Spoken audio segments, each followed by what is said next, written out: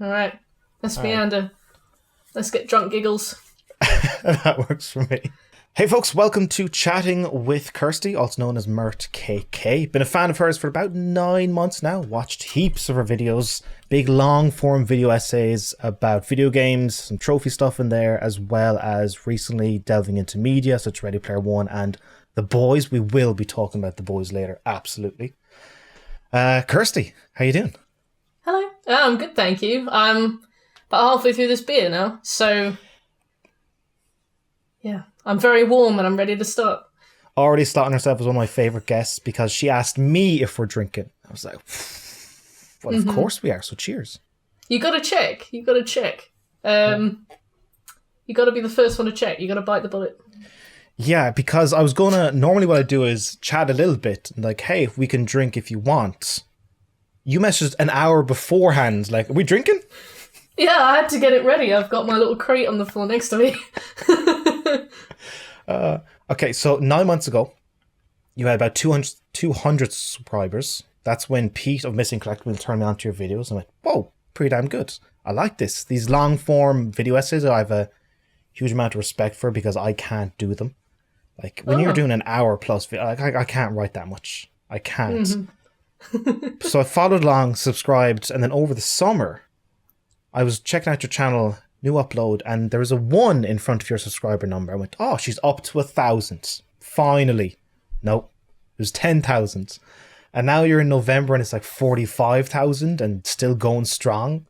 Walk folks through how that happened and how it all felt. That was because of you, right? No. Okay. No, it was. This is my turn to talk, and it was you.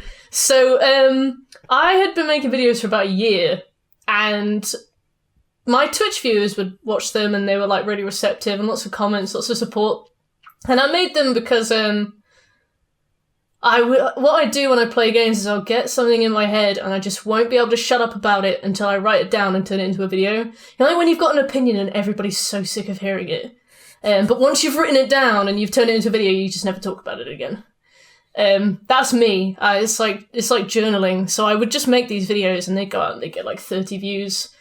I remember making that Rachel Foster video and it got like 150 views and I was like, wow, it's done so well. I'm so happy. And I hit 150 subscribers in January because I made that Spider-Man review. And I couldn't stand that game. Wait, but once 2018? Yeah, the Marvel Spider-Man with a PP. No, I couldn't stand it. But I remember that was my 150 subscriber special. And then I met Pete. I love Pete so much. I don't talk to Pete enough. Pete was doing the Monster Hunter World play and he was struggling with Kushala Daora's crown. That man's a trophy hunting god.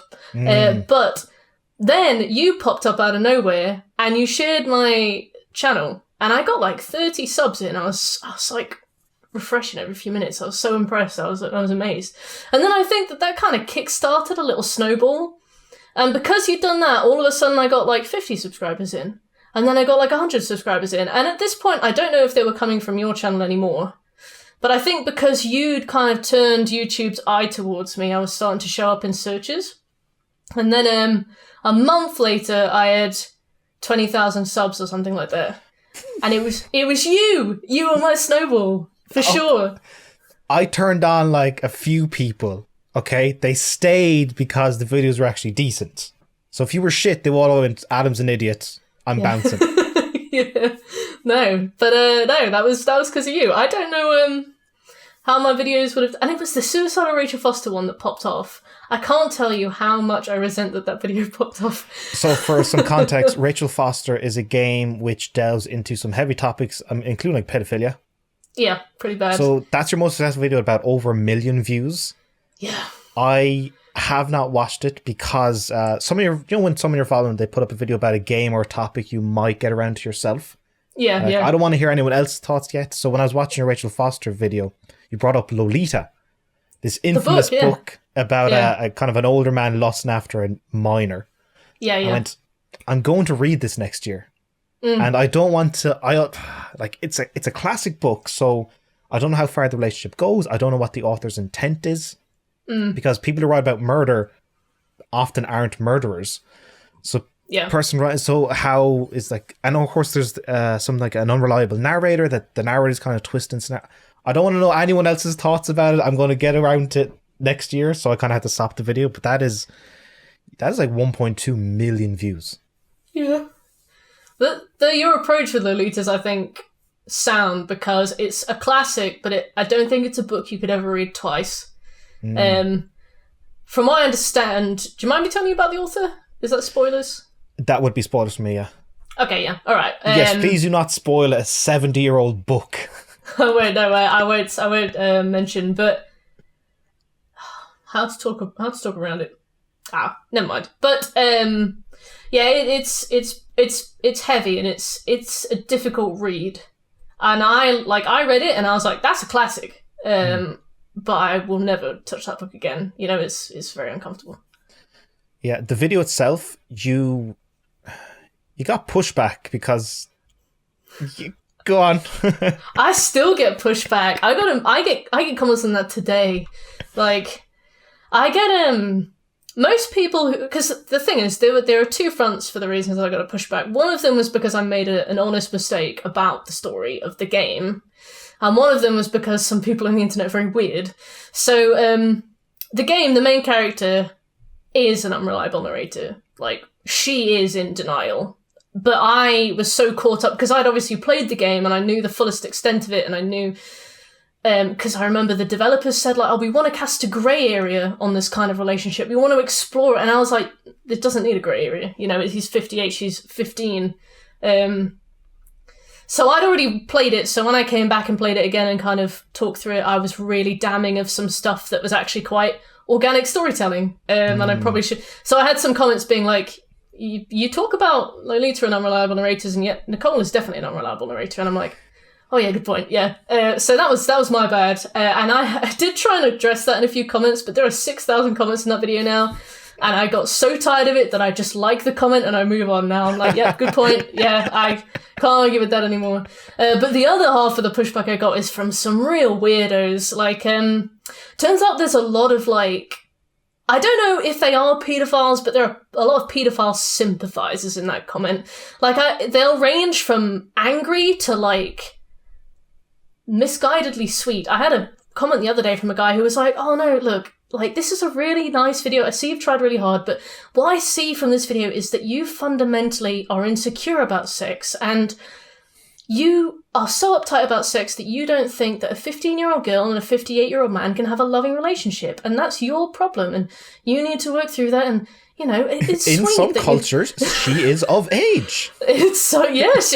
But I also get comments where people are like, it's natural for men to fancy women of childbearing age, and it's like, you can get your period at 15, but without medical intervention, you will probably die giving birth at 15. Childbearing age is more like mid-20s, so they're kind of telling themselves a bit there. They're like, naturally men would want young girls, and I'm like, not really. Like, not necessarily. And then I just also get people who are like, you're a filthy feminist, you're a harpy, and I'm like, it's definitely not a good idea to put anti-paedophile on the side of feminism and then put yourself on the other side of the fence looking over, because what you're suggesting about yourself. So yeah, there were two veins of pushback. One of them was like very genuine and very deserved, and one of them was just like an odyssey of discovery through some of the strangest people the internet has to offer. The internet is a weird place. Yeah. You were getting flack on some videos. I think people was telling me about, some people were calling it a fat bitch, but you're not even in the video. It's all voiceover. Yeah, somebody was calling me like an ugly bitch and stuff, and I was like, I wasn't in this video. my was not in this video at all, but I got a few of those. No, I got some mad ones. I got some real mad ones. I get called a cow a lot. And I got called a word that I thought was a slur, and I was like, I said to my friend, is this a slur? Like, I've not heard it. It was heifer, which is like baby cow. But I was like, that sounds like a... When I heard it, I was like, I've never heard that word before. It's like, Shaq, is that a slur? And he Googled it and he was like, no. And I was like, oh, okay, cool. I was getting called some really weird stuff. Yeah, I don't know. The weirdest thing I get is, oh, you look like this person. was like, what I got last week was, this guy looks like a skinnier version of the Kingpin. Subscribed. I'll take it. Welcome to the channel. That's nice. Yeah, that's a good... I get, she looks like a female version of Pyrocynical. And I'm like, Pyrocynical looks like a female version of Pyrocynical. Like, I'm a big fan of that guy. But, you know, he is dainty, you know, like... How does it feel now that you're kind of sitting around, you know, halfway to 100k? Like, does it seem kind of a whirlwind? Was this ever the plan? I have no idea. I don't think you'd ever put something on the internet and not want attention for it, you know? A lot of people are like, you posted this video for attention. I'm like, yeah, I wanted people to watch it. Like, I did post it for attention. I think there were points when I was doing YouTube for that year and I had like 30 subs. I never stopped making videos. I don't think I would have stopped, but it's definitely kind of the dream to, you know, have people find your stuff, isn't it? Like, it's to have a stranger come out the woodwork and be like, I like you. It's kind of an unparalleled compliment, isn't it? Yeah, I think up until a point, like, I would like some people to watch it. Yeah. But after around, I don't know, 5,000 views, I'm like, that's enough. I'm good. Yeah. You've got really good community outreach, don't you? Do you find it exhausting to keep up with all the comments and things? And so I set aside half an hour every day to keep up with stuff. Nice. So I would do, like, there's kind of a tiered list. So, like, number 1 is patron messages, and then, like, direct, like, through Patreon. Then number 2 is the Discord with the private patrons, the private Discord with the patrons. And then number 3 would be YouTube comments, and then number 4 would be Twitter messages. And, like, I put out an episode of Platinum Journey. A lot comes in, so maybe that day I'm like at it an hour. Then I go, that's enough. You know, you're just taking time away from actually making stuff. I'll get tea throughout the week. So some folks leave a comment and I don't get back to them for 2 or 3 days, but you know, I can't get back to everyone. And that's YouTube introducing the little heart thing has been the best thing ever. Yes. Like, just being able to validate. Yeah. I'm not going to just type out a message to everyone saying, I love the video. I was like, heart. Heart. Yeah. Easy peasy. I can't believe you have your Twitter DMs open. That's brave. See. No one... I'm still waiting on my sexual advances in Twitter DMs. And Instagram DMs are open as well. It's like, where are my advances? I got sent a wanking video. And then the DMs were just immediately locked down. Nobody in or out. So like if you follow and they follow you back, then you'll... Yeah, you can imagine. Like, it's funny, but it's also scarring. So I think what Twitter does, and I don't know much about Instagram, but I think they kind of, you'll get like a message request and you can decline it. Oh yeah, I think you get those on Instagram. I've not had those on Twitter, but again, my DMs are closed. So I can only get DMs from people that I follow and they follow me. So I guess Twitter doesn't see it as a need to be a request if I follow them. Yeah. But Instagram, you get message requests. A wanking video. I kind of wonder that and dick pics. What's the goal? What's the goal? I don't know. They just kind of like see me, witness me. Yeah. But I don't know. I don't think they expect you to be like, oh, wow, cool. Well, what a lovely looking penis. Would you like to be my boyfriend? What a cool thumb looking penis. Like, wow. I don't know. I don't know. I do not know what it is beyond just like see me. Yeah. So now that you're a big time YouTuber, getting all these big time YouTuber, bigger than me, so big time YouTuber. You were speaking earlier about before we started that you actually do have a job. Yeah, I do have a job. But you put out a video every 2 weeks that are quite lengthy. I know your brother helps you with the editing, but there's still an awful lot of work to do. Yeah, well, I work from home, so I work in software development. I'm a UX designer. So that means you actually work 3 hours a day and everything else is optimized to the nth degree? Exactly, yeah. I work for an automation company as well, so it would be ironic if I had to do lots of manual work too. But it's cool. Like, I work in... we basically create a toolkit that companies can use. But, for example, one of the things we do is when you go to get a scan at the hospital to check for cancer, What the process it used to be was they'd take the scan, they'd mail it to a doctor, the doctor would pick it up, find time to look at it, make notes, write a report, post it back, then they would call the patient, so it was like 2 weeks wait. But now, we automated that, so it's like, I think it's something like a few seconds. So if you ever get a really horrifying, scary scan, I might have been involved in the making of that. But I do stuff like that, so it's cool. It's interesting. That makes that's the cliched Silicon Valley thing of I'm making the world a better place. Yeah, I mean, because I work in UX, right? So there's a lot of UX in gambling, microtransactions, because UX is all about removing friction between a user and their goal. So if you make it very easy for somebody to gamble, that's UX, but that's like evil UX, right? Yeah, but you don't do evil UX. Even if they offer you a lot of money, you don't do evil UX. No. What if they offered you like a truck ton load of money? I probably wouldn't, but you never know. If I would, I would. How do you do the balancing act of job, YouTube? And you were doing stream as well for a good while. I imagine that had to stop because just there are only so many hours in the day. There are only so many hours a day. I keep daily to-do lists. I will write down like... Me too. Oh, do you? Oh, Yeah. 20s? Yeah, I'll have like first draft script, finish presentation, organise, presentation schedule, and then it'll be like clean bathroom. But I do like 5 things. I do. I make a list every single day. I like wake this time, and then it's, you know, 2 hours of current platinum journey, an hour of secondary video, an hour of client work. Got to put in lunch there as well. And Yeah, it's like, gotta okay, make time for so lunch. respond to comments, then it's record next episode, and then I'll put in like watch certain movie or put in the fun stuff as well. Go for a walk. I do that. Yeah, I do that. Yeah, because it helps you with the momentum, doesn't it? I'll be like, read 20 pages of book, and then because that's like a task and you tick it off, it keeps you rolling. It's not like, I know, I do that too.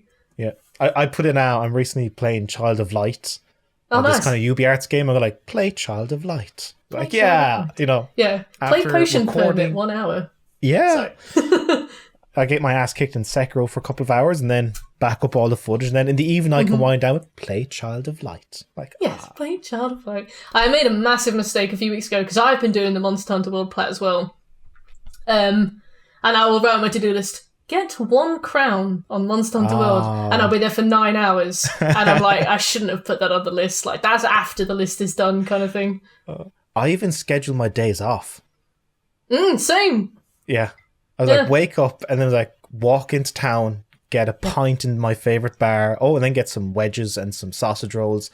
And then pick up some beer, come home, watch Apocalypse Now, get lost in the jungle. And then like evening, sit on YouTube watching 3 hours of music videos and dancing in my bedroom. Yeah. We're trophy hunters, aren't we? Like, we'll have a list we can tick off. Oh. Your delivery style in some of your videos, because it's kind of like, I would describe it kind of like dry humor, where I sometimes don't even pick up on the jokes and I have to rewind. It's like, what did you say? Yeah. I feel like with that kind of delivery humour, it's really easy to lean on like absurdist and shock humour. I had to really stop myself from making too many like poo jokes and dick jokes, because I feel like when you have really dry delivery, you can drop those in for easy laughs, but they're cheap, right? You have to really resist the urge to be like, and it looked like a boner, you know? Yeah. Yeah, it's too easy. Yeah, I like it. Because do you find that there's a balance between, like, okay, this is actually too humorous and not serious enough in the script? No, I tend to lean too serious. So I'll usually do like a final draft and then I'll go over it and add comments in that I hope will be funny at the end. And then before editing it, I'll go through and annotate it and I'll be like, meme here, cut to this scene. Like in my video on The Boys, there's a scene where there's a bit where I talk about Homelander and Ryan having a rocky start, and I was like, cut in the bit where Homelander knocks him off the roof. I felt like that was all right timing, but you know, I'll go over it afterwards and I'll be like, put this in. But I definitely lean too serious. What about you? Imagine some of your scripts are probably in the 10,000 plus word mark. I don't check, to be honest. I check pages. I think The Boys video was like 30 something pages. And that was an hour and 20-minute video? Yeah, it's weird how it's not that many. So you wrote a novella about the boys. Yeah, I wrote a novella about the boys. I wrote a dissertation on the boys. I could see... I have a great admiration for that because I top out at maybe like 20 words, but per day I could probably only get about 800 words done because I'm just so slow at it and so meticulous. And I know, I imagine for you, it's like, get it out. You have to vomit it out and then fix it. Yeah. Yeah, I'm like, I'll do 2, maybe 3 drafts. I imagine for you, it's probably more like 5 or 6. Depends. Sometimes I'll do 1 draft and I'll have spent so long on that draft, I'm like, just record it. The Suicide of Rachel Foster video was 1 draft, and you could tell. But the boys one was like 3 or 4, I think. Okay, let's talk about the boys. Yeah. There's 3 seasons in, so folks who don't have to wear this. Oh, I'm going to chapter the videos so then people can skip around. Like, I don't care about this, I don't care about that. Perfect. Because we're going to get in some spoilers for the boys, actually. Yeah. I'm going to have more beer if we're going to get in spoilers for the boys. No worries. Who's your favourite character before we start on the boys? It used to be... I'm kind of split between Homelander and Butcher. What about you? Black Noir. And then... I really like the Deep, but I wouldn't want to be in a room with him. He's... You made the point in your video of... I never liked him, but they somehow made me feel sorry for the sexual assaulter. Yeah, like... I feel like his storyline was one of the most developed. I think his somebody pointed this out in my comments and it was a really good point, but I think his sexual assault scene where he ends up getting it is almost played as like the punchline of a bad joke.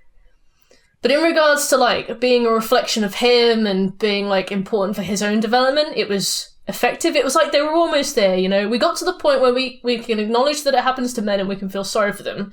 We've not quite gotten to the point yet where it's not entirely played as straight as Starlight's was.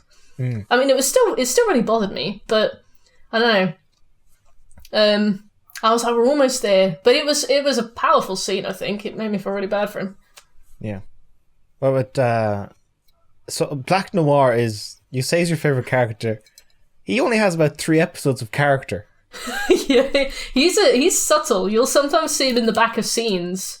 Like there's this one scene with Starlight and Stormfront talking about a movie, and I didn't even notice it on the first watch through, but you can just see him sleeping in the background. I think I just more like him for his subtlety. He's hilarious when he sees the whale and he's like, no, you know, the dead whale. And he gave rise to that great meme of where Homelander's like pointing at everyone and saying, like, no, don't tear off the label. What are you doing? Do you not tear off the label? No, you're an animal. I'm sorry. Why would you do that? I just fidget. That wasn't a fidget. A fidget is like picking at the label. You just went... I don't know. I'll try and stop. I've got another bottle though, so we'll see how long that lasts. Okay, we're back. I'm refilled. While I have you here, what's your experience with Guinness? I'm gonna really upset you. I don't like it, but I do love baby Guinness, if that counts. That's all right. Yeah, I'll knock back 8 of those in one, but I can't touch a Guinness. Yeah, I don't know many girls who do. And also, I do know girls who much more prefer baby Guinness. Like, do you have a Guinness? A baby Guinness. Baby Guinness, yeah. I have baby Guinness. You got any... It's harder to source baby Guinness. Like, a pack of Guinness is, what, like £5? Yeah, the baby Guinness. You got to get an awful lot of ingredients for it. Yeah, you got to get, like, chocolate liqueur and coffee liqueur, which will be, like, £16 a bottle, you know. You got to warrant baby Guinness, right? It's got to be the only option. Yeah, when I was getting into cocktail making, and then any cocktail that required me to get something more than spirit, mixer, fruit, and fruit juice. Like, oh, get a vermouth. Like, that's an extra €15. What? I'm not doing that. What's your favourite cocktail? Cuba Libre. Oh, I've not had a Cuba Libre, or at least I can't remember ever having a Cuba Libre. What is it made of? So that would be, it's rum and coke and lime juice, and then with the lime garnish. Now, the reason why I like it, not only is it quite refreshing and universal, everyone knows how to make it, but also it's got a great story to it. Mm-hmm. So the cocktail came about during the Cuban Revolution, when soldiers would be in the field and dying of the thirst because it's Cuba. Yeah. And you want to give them stuff to keep them going. It's like, here's, rum and Coke, of course. And then they put the lime juice in it for like a little bit of vitamin. A little bit of zest. It's healthy, 1 of your 5 a day. So they were just drinking it, leading the revolution. I was like Cuba Libre means free Cuba.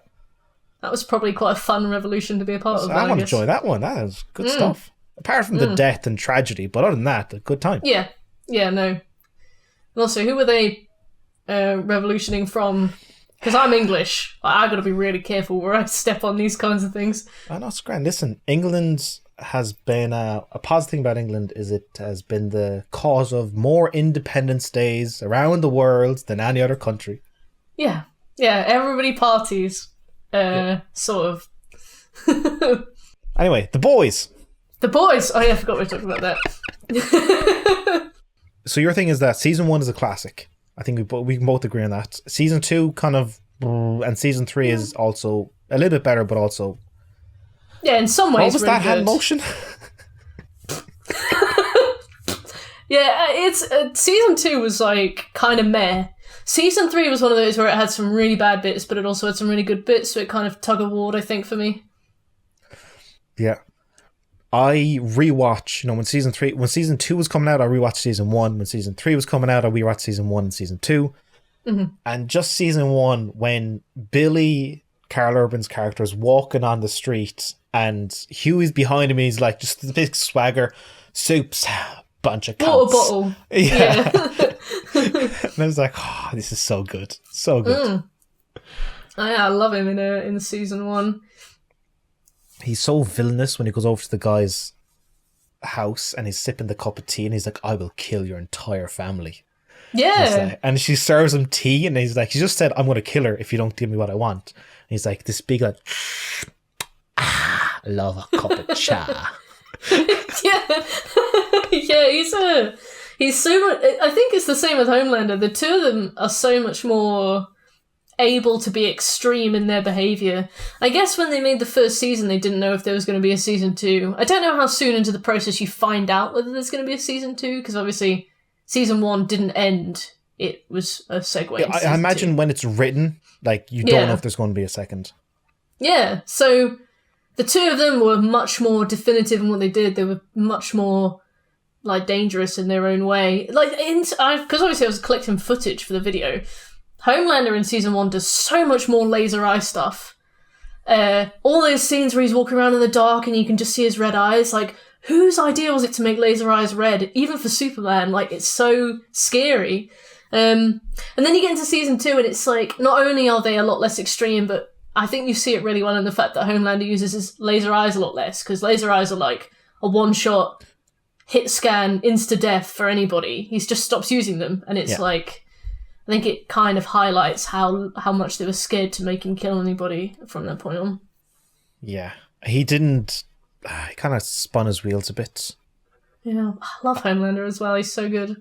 He's excellent. And his weird thing with milk. Yeah. The bit where he's like looking over at the baby out of jealousy. I'm jealous of a baby.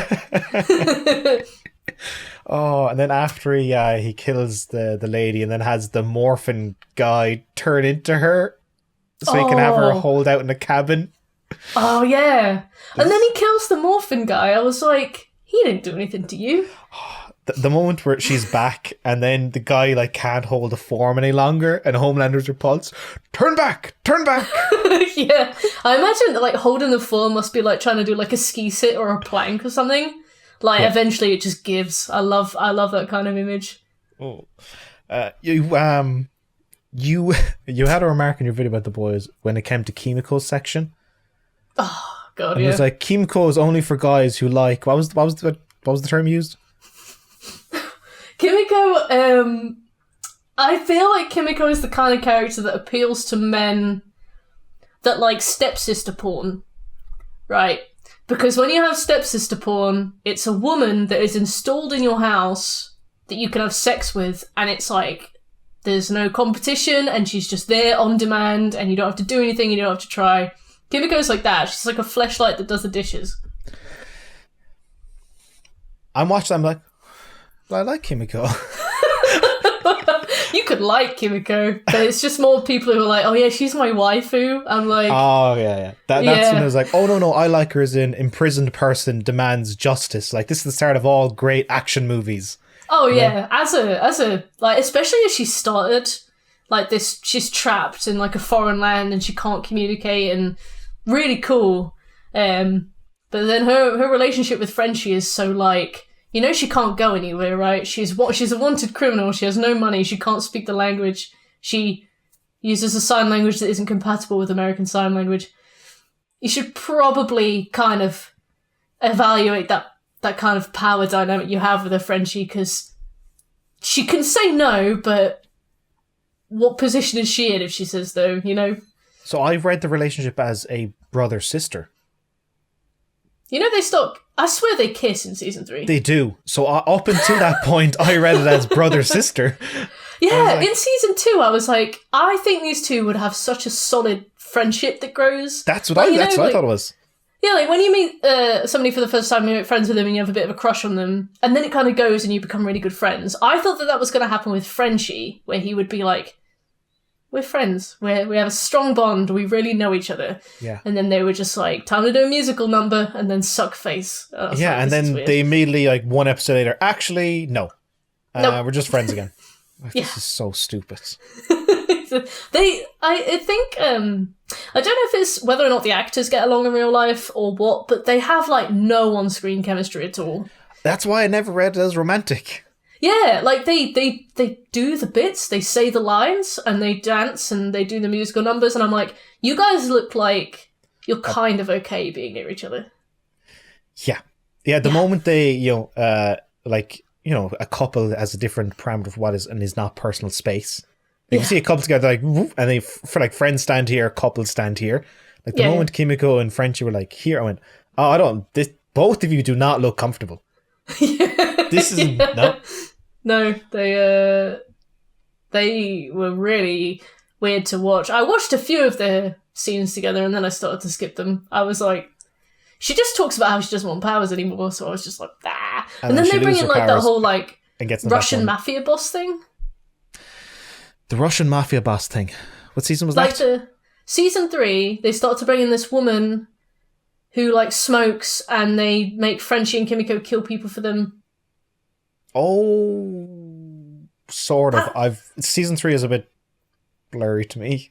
That's like that's like half of season 3. That's like what they do the whole time. But I don't remember what her name is, and I don't remember what it was for at all. But season 3 to me is a blur. I remember the once they start bringing in Black Noir's animated friends, I'm like, okay, now this is somebody's gonna die. Did you guess? Die. Of course. Yeah. Also, if you are actually in the writer's room and you know we're going to kill Black Noir, why are we waiting until like the very end? Start this on like episode 1 or 2. Like, just sprinkle it in instead of being like, now we're going all in. Yeah. What do you think of Soulja Boy? I think he's great. Every scene he's in is just dynamite. Oh, he's brilliant, isn't he? Jensen Ackles is just mwah. When he's eating the food from the Chinese shop, he's like, them Orientals make great food. We don't call them that anymore. No, yeah, and he was watching like guys with like baby characters, and he was like, Christ on a cross. Like, we don't have men like that in my day. I was like, this is like the kind of, because obviously in the context he's in is harmless ignorance, right? Because he can't do anything and it doesn't matter what he thinks. I was like, this is exactly the kind of harmless ignorance that I wanted Captain America to have in Marvel. Captain America comes out of like ice and he's like, gay rights. And I'm like, would you feel like that? Like, would you, you know? Yeah. Where's the adjustment period? He has like this one thing about the internet, and then he's like... Yeah. There should have been at least one scene of Captain America when he sees like a lesbian couple or a gay couple. It's like, that's different. Yeah. At least be taken aback. Like, was he frozen before or after Rosa Parks as well? Like, imagine him getting on a bus. Oh, way before. He was World War I when he was frozen, wasn't it? Yeah. Was there segregated buses back then? Segregated bathrooms and stuff? Would he be like... Oh, yeah. Segregation was up until Americans correct me, but I think it was even the 50s and 60s. I think it was the 60s, because there was like Little Rock High School. That was like the first non-segregated school, I think. But yeah, I was like, surely. Do you know a fun thing about segregation? Yeah? Irish people got it too in America. Did you actually? I personally didn't because I wasn't there, but Irish people did. I'm now welcome with open arms. But, if anything, Irish people are treasured in America now. So they used to have signs on places. You can actually find a sign in Bioshock Infinite that has this exact sign. No blacks, no dogs, and below that, no Irish. Oh, damn. But you're so charming. Yes. So that's how Irish people rose up through the ranks. What's your opinion on Americans that are, for example, born and raised in New Jersey? One of their grandparents is Irish. What's your opinion on them identifying completely as Irish? Do you mind? Do you not mind? I actually ran over this thought experiment only 2 days ago. I went... Because I hope to someday get to America, and one of the places I would like to visit is Boston, which is very Irish-American, and they're actually probably more Irish than American. They would claim they're Irish. Yeah. And I'm like, there's something to be flippant about, okay, your great-great-grandfather came to here and now you consider yourself Irish. But why did the great-great-grandfather leave? Yeah. Either escaping genocide, or if there was like their grandfather or great-grandfather, even after Ireland got independence, they had like a terrible situation. The country was in tatters. So it's like, okay, yes, it's going to take generations to rebuild, but I don't have generations. I'm worried about the now. I'm worried about my family and the fact that 2 of my 5 kids are already dead. Mm-hmm. So I'm leaving for a better life. I'm like, listen, so if I met someone in Boston or someone in New York and like, or even someone in Texas, I'm Irish too, and give me a big handshake, you know what you are. You know what you are. Yeah. That's blessed. I like that. Yeah. Like, why did your parents leave? Because it was shit. It's like, yeah. Didn't want to die. Oh, yeah, fair enough. Yeah. And look at you now, prospering. I was like, this is great. That's a good light to see it on. I've always found it kind of annoying. But again, I'm not Irish. So for me, it's an outsider's point of view. I'm like, you're kind of adding a bit of pizzazz to yourself. But when you frame it through that lens, it makes a lot more sense. Yeah, I used to be I would roll my eyes. Yeah. Americans thinking they're Irish. Now go like, why did they leave? Yeah, that's a good point. Yeah.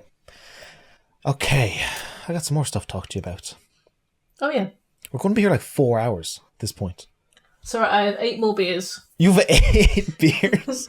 Oh, no, I think there might be 6. But after this bottle, I will graduate to cans. Oh, wow. That is actually your favourite beer, is it? It is, yeah. I definitely go through phases. I forgot to say earlier, my favourite cocktail is a pina colada. And if I could make those right now, I would. I do have a blender, but imagine you just sitting watching me being like... Well, I know. We took a break for me to go get cans from the fridge. We can take a 2-minute break for you to... No, I would insist on it being left in the VOD. Like, I would insist. Just to annoy the shit out of people. Staring into the camera. Oh... Okay, I do want to ask you a couple things about the current gaming situation. Alright, let me readjust. Okay, go. What was that? I didn't want to creak while you were talking. Okay. The current gaming situation. We're in PS5, 2 years in. Oh my god, It is current gen. Nobody's got one yet. I got one.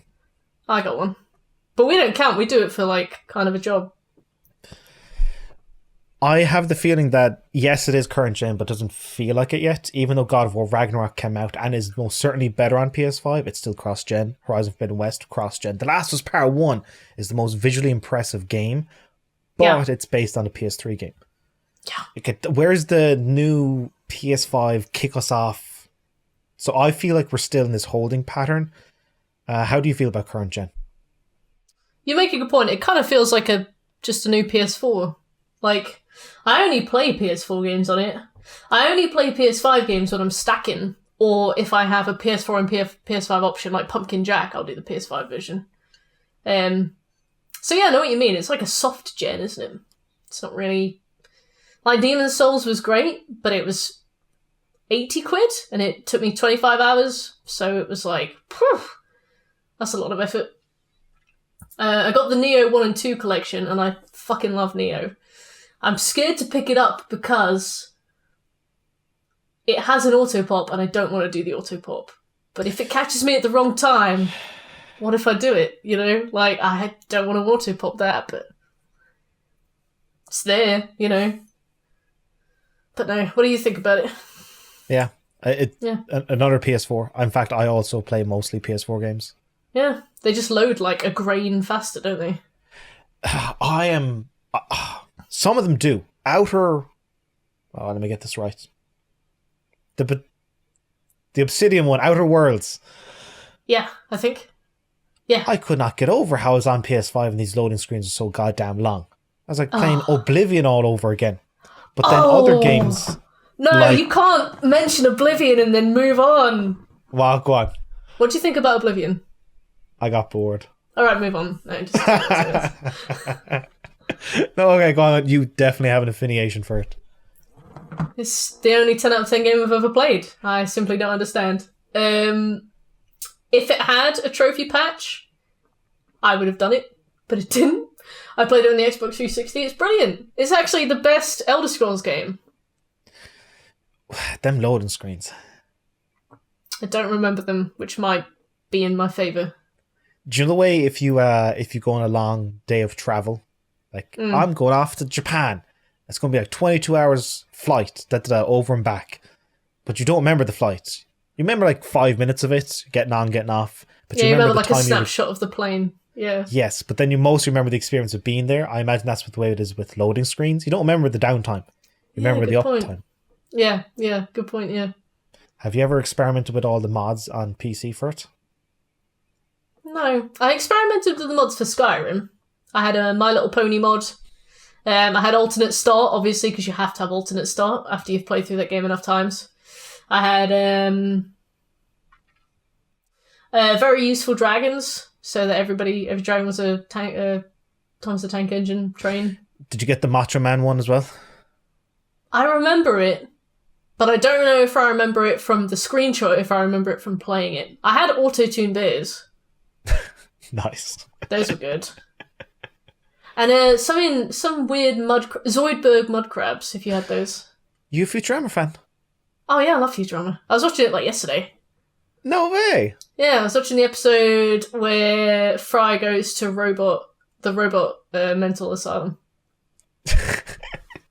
Yeah. And then he thinks he's a robot, so he ends up like saving Leela and stuff. Like, oh. Yeah. I think I'm probably on like the first 4 seasons. I've probably seen 10 times. I have the box set. Oh, the box sets! I remember those. I have an actual like fucking massive box set of DVDs with all the audio commentary, which is great fun. Cool. Did you hear about they're getting reviving it for another season? No. Hulu have ordered 20 episodes for next year, and all of the cast are back and all the writers are back. That is brilliant. I hope it's really good. Like, yeah. I remember when they brought. Did you ever watch Arrested Development? We're on the same wavelength here. Yeah, of course. It's like dozens of times. Did you watch the Netflix season of Arrested Development? I also only watched it once. I have rewatched that so many times, and I get to season 4, and I'm like, well, what's something else? I'll see what else is on. But and now there's season 5 as well.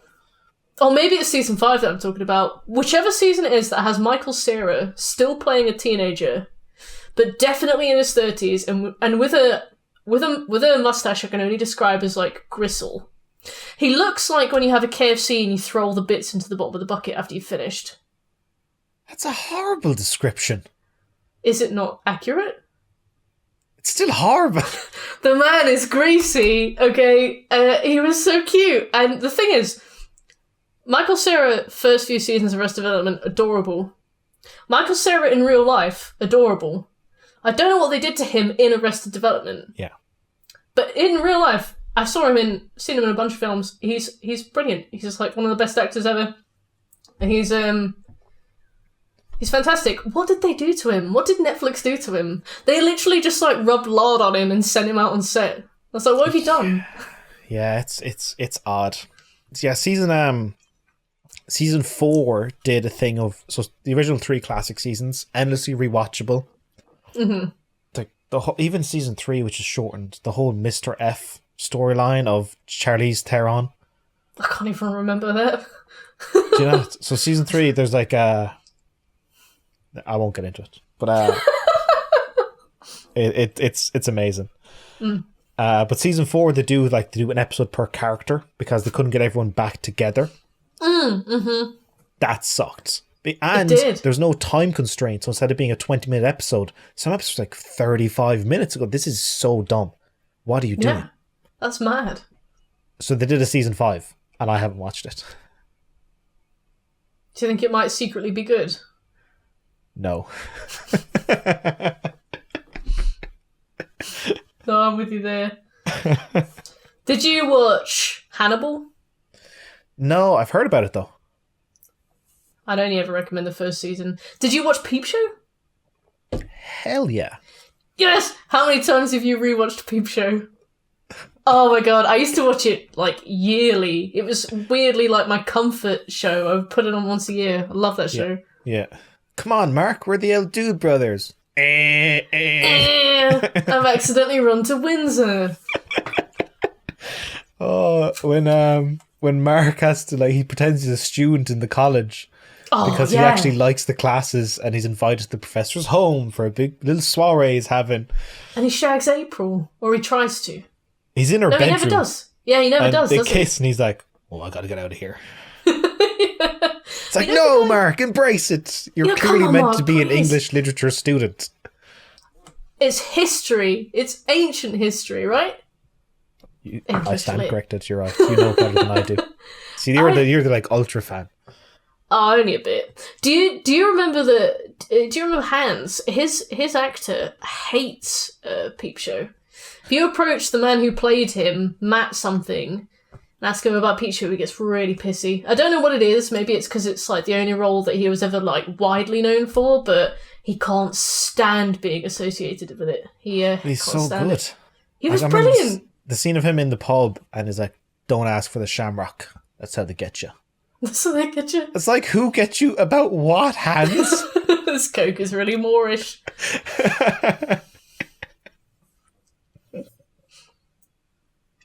Yeah, that's classic. I like the episode where Mark ends up being the hip guy at the party with some teenage girl by accident and ends up on a date out of his mind on drugs. And he's got like a plastic bag full of Finder's crispy pancakes. That's the one, right? Yeah. And he's trying to shove them into their fridge. Yes! Yeah, I remember that. Oh, I've peeled another label, I'm really sorry. Right. Do it off screen and so I don't have to look at it. Turn it away. Yeah. Oh, it's class. Yeah. Such a good show. You mentioned earlier about trophy hunting. I've heard of trophy hunting. Have you heard of it? It's this mad thing. You spend all these hours on virtual trophies that mean nothing, but you put an awful lot of effort into it. Have you heard about this? Oh, I've heard about that phenomenon, yeah. Once somebody asked me to explain it, they were like, "Why do you trophy hunt?" And I was like, it's not that deep. Like, you go to work, you come home, and then you shag some games, and then you go to bed. And they were like, that does make a lot of sense, actually. And I was like, yeah, like, you just shag games. I don't understand what's so complex about this. Yeah, I'm not, that's not what? I wouldn't describe it like that. You just shag some games. I don't understand what the complexity is there. Now, what's your proudest 100%? I'd say Metal Gear Solid 4. Really? Yeah. That was the one I was recommended to do by a friend first. I remember asking you about this and you recommended 2? You asked me about this? Yeah, you posted, because you finished 4. Yeah. And I was like, oh, my friend recommended to me Guns of the Patriots, right? It would be my first ever Metal Gear Solid game, and it was one they recommended I plat first. I never did it. Because I was like, it's a PS3 game, I don't trust my PS3 to last through it. But I remember you posted and I was like, do you recommend doing this? And you were like, oh, fuck no. No, not at all. Yeah, 3. 3 would be good. You can do it in one playthrough. It's like 15 hours. Great story. Yeah, MGS4, not only because it was like this big Herculean undertaking, but also the post-production and the final video that came out of it. Like, it was from starting the game to the video being done, this big 50-minute long Platinum Journey episode. It was 6 months. Wow. And then when I finished it, I went, I'm out. It's going to be hard to top this. This is just perfect. Was it harder than, like, Dead Space 2? Yeah. Why? The sheer length of time. Because Dead Space 2 is, because in hardcore mode, you might lose 2 hours of like, you do in hardcore mode, you die, you got to go back to your previous save, might be 2 hours of lost progress. Ooh. And infuriating. 2 hours? Yeah, but with MGS4, because I accidentally lost out an entire 35-hour playthrough. What do you mean? Yeah. So one of the things you got to do is you got to earn all these emblems, and one emblem is for a 35-hour playtime. Now, what you can do is just let the controller down, let it run. But I was trying to do a bunch of different things and different parameters. Like, for example, you have a certain amount of rations, a certain amount of, I think, alerts, a certain amount of kills. And then you get the emblem for being chicken. Basically playing terribly. Okay. And I missed out on it. And had to do a second 35-hour playthrough. Oh my god. Yeah, so that's probably what, like, 2 hours in Dead Space lost. Psh, easy. How about 35 hours lost? That is nuts. What about you? Most difficult? Crash 4. Yeah, that's nuts. Yeah. I can't do those. All that, like, platform and stuff, I can't do them. I don't know how I can or how I did. I was like, don't do a Crash 5. And then basically, as soon as I finished it, they were like, yeah, well, we're going to Crash 5. I was like, oh, no, please don't do this. Like, I don't know how to describe it. Like, I've done Neo 1 100%, Neo 2. Neo 1 was one of the hardest things I've ever done. That is absurdly difficult. Done all the Soul series, done all the stacks of all the Soul series as well, besides the Japanese and American versions of Demon Souls PS3, which I will be doing soon because I just recently bought them. I don't know, I've done all this. I'm trying to see which games I have.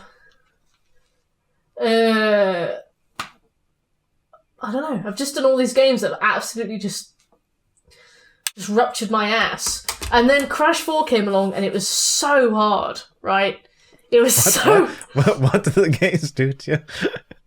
I said it gave me a difficult time. Yep. No, it was so hard. Because obviously Crash 1, 2 and 3 you have to get gold relics and all the time trials. And platinum relics exist, but you'd only ever get them by accident, and you'd be like, oh, cool, nice surprise. Crash 4, you have to get only platinum relics. Some of the courses took, like, 3 days of just trying, and bearing in mind one attempt is about, like, 2.5 minutes, with a maximum of maybe, like, 7 minutes. Just over and over and over again. There was this one level called, like, No Dillo-Dallying, and it ruined me. There was one level I burned out on, and I didn't pick the game up for 6 months. And it was an ice level that had Crash and Neo in it, and it oh my god, it put me off the game for like half a year. I remember coming back to it, and like there were points where I would finish a level, I would almost cry, and I hadn't even earned a trophy. Like, I would just be like, I never have to do that again. You know, like the kind of achievement where you immediately back out and upload the save. You're like, that's going right in the cloud, you know? Oh, so hard. It only took me 100 hours. I think they recommended it's 150, and I was like, how is this only taking 100 hours? It was awful. I might have to use that phrase on myself. Which one? Ruptured my asshole. I never said that. That's yours.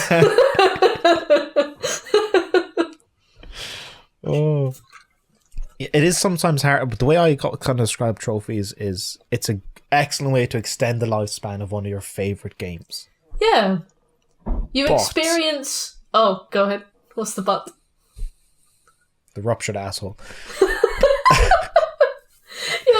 It's like, it's a way to experience everything the developers want you to experience, right? Like, did you ever do Dante's Inferno on the PS3? No, I've heard of it, and based around Dante's Divine Comedy and stuff. It's certainly a great setting, and would like to play it at some point. It's really good. I have written the guide for some of the online achievements for it. Because I remember I was doing them and I was having such a miserable time. I was like, better make something of this. Like, better make this worth somebody's time. Because the main game, the plat, is really easy. You don't even have to play it on, like, there's no difficulty settings required or anything. It's literally just, like, collectibles and story beats. And the story... A lot of people didn't like the game. I thought it was good, right? I really liked it. But the online for that is rancid, and you have to do some of the levels two-player. I remember I played with one person, and I was like, these levels are impossible. This is so difficult. And we put it down, and a few years later I went to play with another person, and we just did them like that. And I was like, oh god, was I terrible?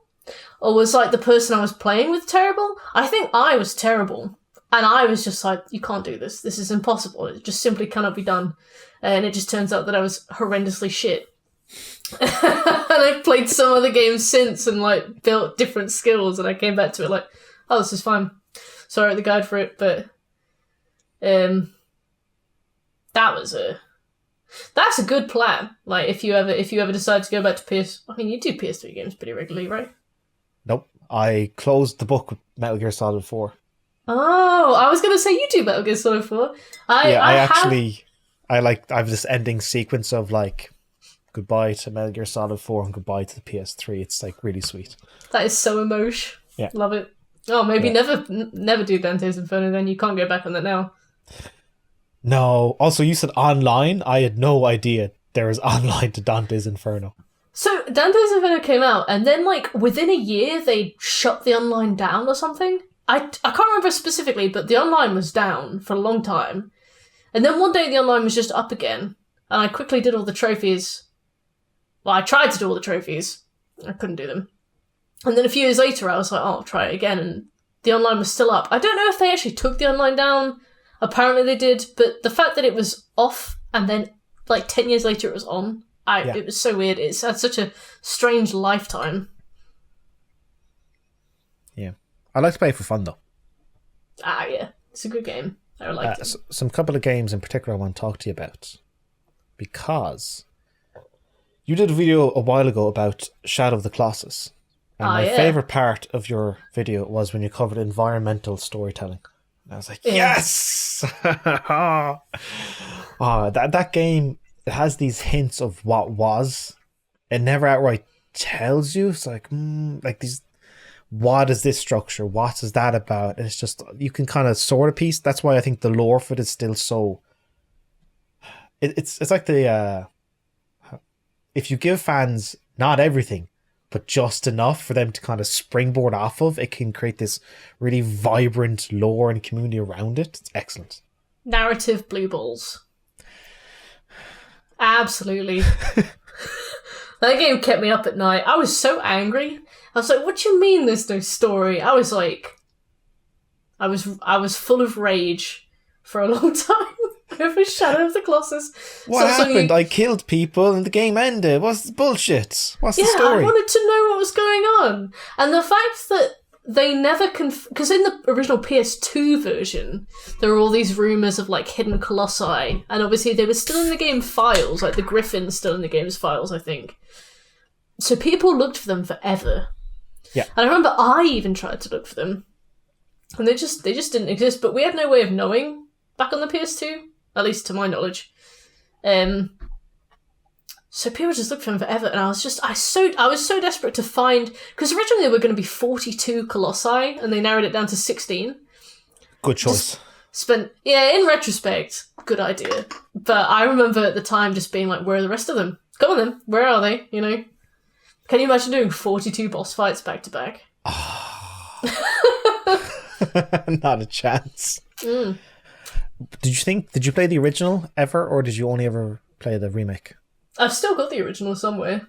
But yeah, no, I played the original. Is that your kind of dream remake where everything is just looking nicer but the gameplay is the same, the way it feels the same? I think so. I think with remakes it's better to take it on a case-by-case basis. So I work in UX, right? And there's a lot of UX debate. and it is often so misguided. People have a really frustrating image of UX. So, for example, my channel is my channel.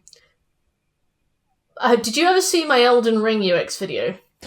I am hoping to play Elden Ring at some point, so I had to not watch it. Yeah. If you can remember the kind of hate I got on the Suicide of Rachel Foster video, or those comments we were talking about at the start. So, hang on, are you saying that pedophiles online's fandom are almost as bad as Elden Ring fandom? Yeah. Okay. If you can imagine all the hate I got on that Rachel Foster video, I had to close the comments on my Elden Ring video. Like, Oh, I will happily weather the storm of any paedophile you can throw at me. I don't care. But that Elden Ring video, I got, like, straight manifestos, like, posted in my comments. I got, like, 800-word essays. Just relentless. And it's because people have this really frustrating idea of UX. They kind of see it as, like, a layer that you apply to something at the end. And God of War Ragnarok, I haven't played it, but I know about the UX of it. And The Last of Us 2 has given it quite a bad rap because people see it as like a toggleable thing that you can add onto a game at the end. Whereas, my opinion, the game with the best UX is Hades. You played Hades? No, I'm probably do an episode about it in a couple of years, so I'm waiting. Sick. Yeah, I won't spoil anything for you, but basically, the UX with Hades, the only toggleable things that Hades has is Hell Mode and God Mode. Hell Mode if you want to make the game harder, God Mode if you want to make the game easier. But God Mode, whenever you die, it gives you an extra 2% defense with a cap of 80%. So it's not necessarily something that's very intrusive. But Hades is something where UX has been implemented from the ground up. So you have a bunch of different weapons to choose from, and they all have completely different ways that you use the controller. So it accounts for all these kinds of like mechanical, like, I can't remember the word, like hand disabilities. You know, you play with one hand or what, you know, some of them you can be at long range, so you've got more of a reaction opportunity, things like that. So it accounts for all these different needs fundamentally within the game. And people don't know that it's a UX measure. They just see it as like different approaches that you can take. And I think that is exactly how you want UX to be. Like, it should be something that you don't notice because it's so seamless. But then you play something like, for example, The Last of Us 2, and it's like, if you're prone, enemies don't notice you. And that is really valuable, and it was very valuable for me when I was playing on Grounded. But, like, it's something that people kind of get a bad taste in their mouth on, because they're like, oh, they're making it too easy, it's game journalist mode. And it's like, in my opinion, that's bad accessibility because you notice it. I think the best accessibility is stuff that you don't notice. And obviously when it comes to like a blind person playing the game, like a blind person can play The Last of Us 2 because of how in-depth their accessibility. You know, a blind person I don't think can play Hades. But I think the best UX is stuff you don't notice, and people get such a bad taste in their mouth about how that's applied to games. But no, I'm so, I care about it so much, you know? Yeah, and it's strange that when you approach the UX in Elden Ring, like, that's literally your job. It's like, I am a professional and quite good at it, and these are my opinions on the UX, and you had to close the comment section. They were so bad. They were so bad. What were some of the worst? Go on. I can't really remember them now because I closed the comments about a few months ago, but it would just be people being like, I don't know if you get particularly rude comments, but for example, when I get comments calling me a cow, I just like, I laugh because I don't care. But for me, the comments that really bother me are ones where people try and interpret things about my life and try and make it like these leaping assumptions about who I am as a person. So, for example, somebody the other day on my Rachel Foster video called me a moral narcissist because I don't like paedophiles. And they were like, you're projecting, you're blah, blah, blah, blah, blah. And it's like, that kind of annoyed me because it's like, you don't know me. Like, please stop leaping to these. One person was like, I can tell that you have autism because of the... I was like, don't have autism. That's kind of an insult to people with autism to be like, you know...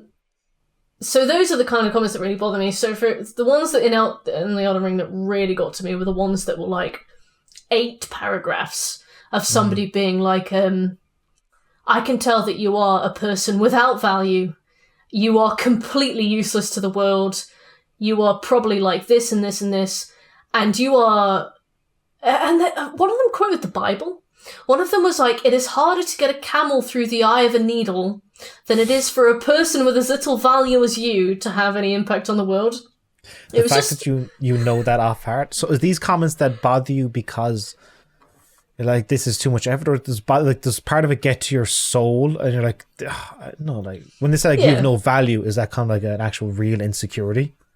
I probably wouldn't say it's an insecurity, but it's more like something that I don't need to prove it, but I also can't prove it. I guess it's more my own wish to like win when it comes to arguments. I need to let go of arguments, you know? Yeah. Like, I could, for example, I did a video on Song of Horror, and in the Song of Horror video I was like, I like Lovecraft's themes and his ideas, but I don't like his writing style. I don't like his stories. Just don't think his prose is very good. So I love the stuff that he comes up with, but I just don't like to read his stories. And somebody in the comments was like, well, what have you done with your life? Like, what have you... And I was like, I could probably talk about my job and be like, the cancer scans and all of this kind of stuff, but it's like, I shouldn't, because then I'm just giving somebody time that they don't deserve. But then if I back off, then I've lost, and it's, you know, it's more like that kind of thing. It's my own inability to like let go of a conversation that isn't gonna... Do you ever get that? No. Just no. No, it's I'm quite fortunate. It's like the folks, I would say. Do you ever hear about those videos where you would do like reading mean comments? Pardon? Do you ever hear those like videos where somebody would take time to read mean comments as like a joke about them? I've seen those videos, yeah. I thought, like, wouldn't that be fun? And then I was scrolling through my comments like, all right, nothing. I look like a skinnier kingpin. That's not really mean. Okay, nothing. I love your videos. Like, no, I went through like weeks. I went nothing. Like, it was just, I also like this game, and yeah, it's, I don't know. I maybe also don't. I have said some really horrid thing. The probably the most controversial thing I'd said is that I would like to load hypocritical politicians into a cannon and fire them out to sea. But like, is that even controversial? It's extreme, but I don't think it's controversial. Yeah. You know? So I should really insult. I'm doing Sekiro at the moment. What if I just put like a little snippet of like, this game sucks? Oh, you should say something that FromSoft fans would hate. What would that be? I don't know. You should probably say that Dark Souls 2 is the best Dark Souls game. Oh, how come there's no checkpoints? Why can I swim? It's too easy. I think you can swim in Sekiro. Oh yeah, that's what I'm saying. Why can I swim in Sekiro? It's too easy. Oh, Kirsty, you're evil. Dark Souls 2 is the best Dark Souls though, right? Come on. I personally haven't played it. I've only played Bloodborne. I'm about 4 hours into Sekiro. I think it's excellent so far. Getting my ass kicked, but excellent. Has it clicked for you yet? It's because of my experience with Bloodborne. That was my first foray. I was like, okay, go a bit slow, get to learn. But Sekiro is very big on learning how to deflect attacks. You're not much of a deflector. So my entire Bloodborne playthrough, I never learned how to parry. Me neither. Never. Did you learn how to backstab? No! Me neither! Oh my god, it made that DLC become like a challenge run. I was like, I've technically no-parried the Orphan of Kos. Not out of like an intent to do interesting things, but just laziness. I don't want to learn. I don't care. Yeah, I was like, dodge and attack. And even in Sekiro now, like, oh, here's all these new abilities with your prosthetic arm, your axe, and your shuriken. Sword. Dodge and sword. I'm just fundamentals. Same. Yep, same. You know, I once made an offhand comment in one of my videos that I think Bloodborne plays like shit. I love Bloodborne. I think it's really good. My cat is called Yusefka, as in like the doctor that you meet at the start. I really like Bloodborne. After playing Neo 1 and 2, I came back to it, and I think the 30 FPS really crippled the experience for me. Oh, you're one of those people. No, No, the thing is, it is the only game I've ever noticed FPS in. You could show me 2 side-by-side videos and I would not know the difference whatsoever. I'm really bad with FPS. I don't pick it up at all.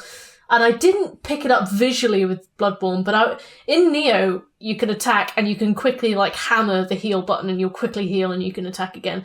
But in Bloodborne, you'll attack, you'll hammer the heal button, you'll attack again. You won't heal because the FPS is half as fast. So your button inputs are kind of eaten up by that. And I just remember being really annoyed with it. And my friend was like, oh yeah, it's because of the FPS. And I was like, oh yeah. And it makes it feel really clunky to me now. So the first time I played it, I was like, this is 10 out of 10. I came back to it after playing a faster game, and I was so annoyed with it. I don't know where I'm going with this. Yep. I was like...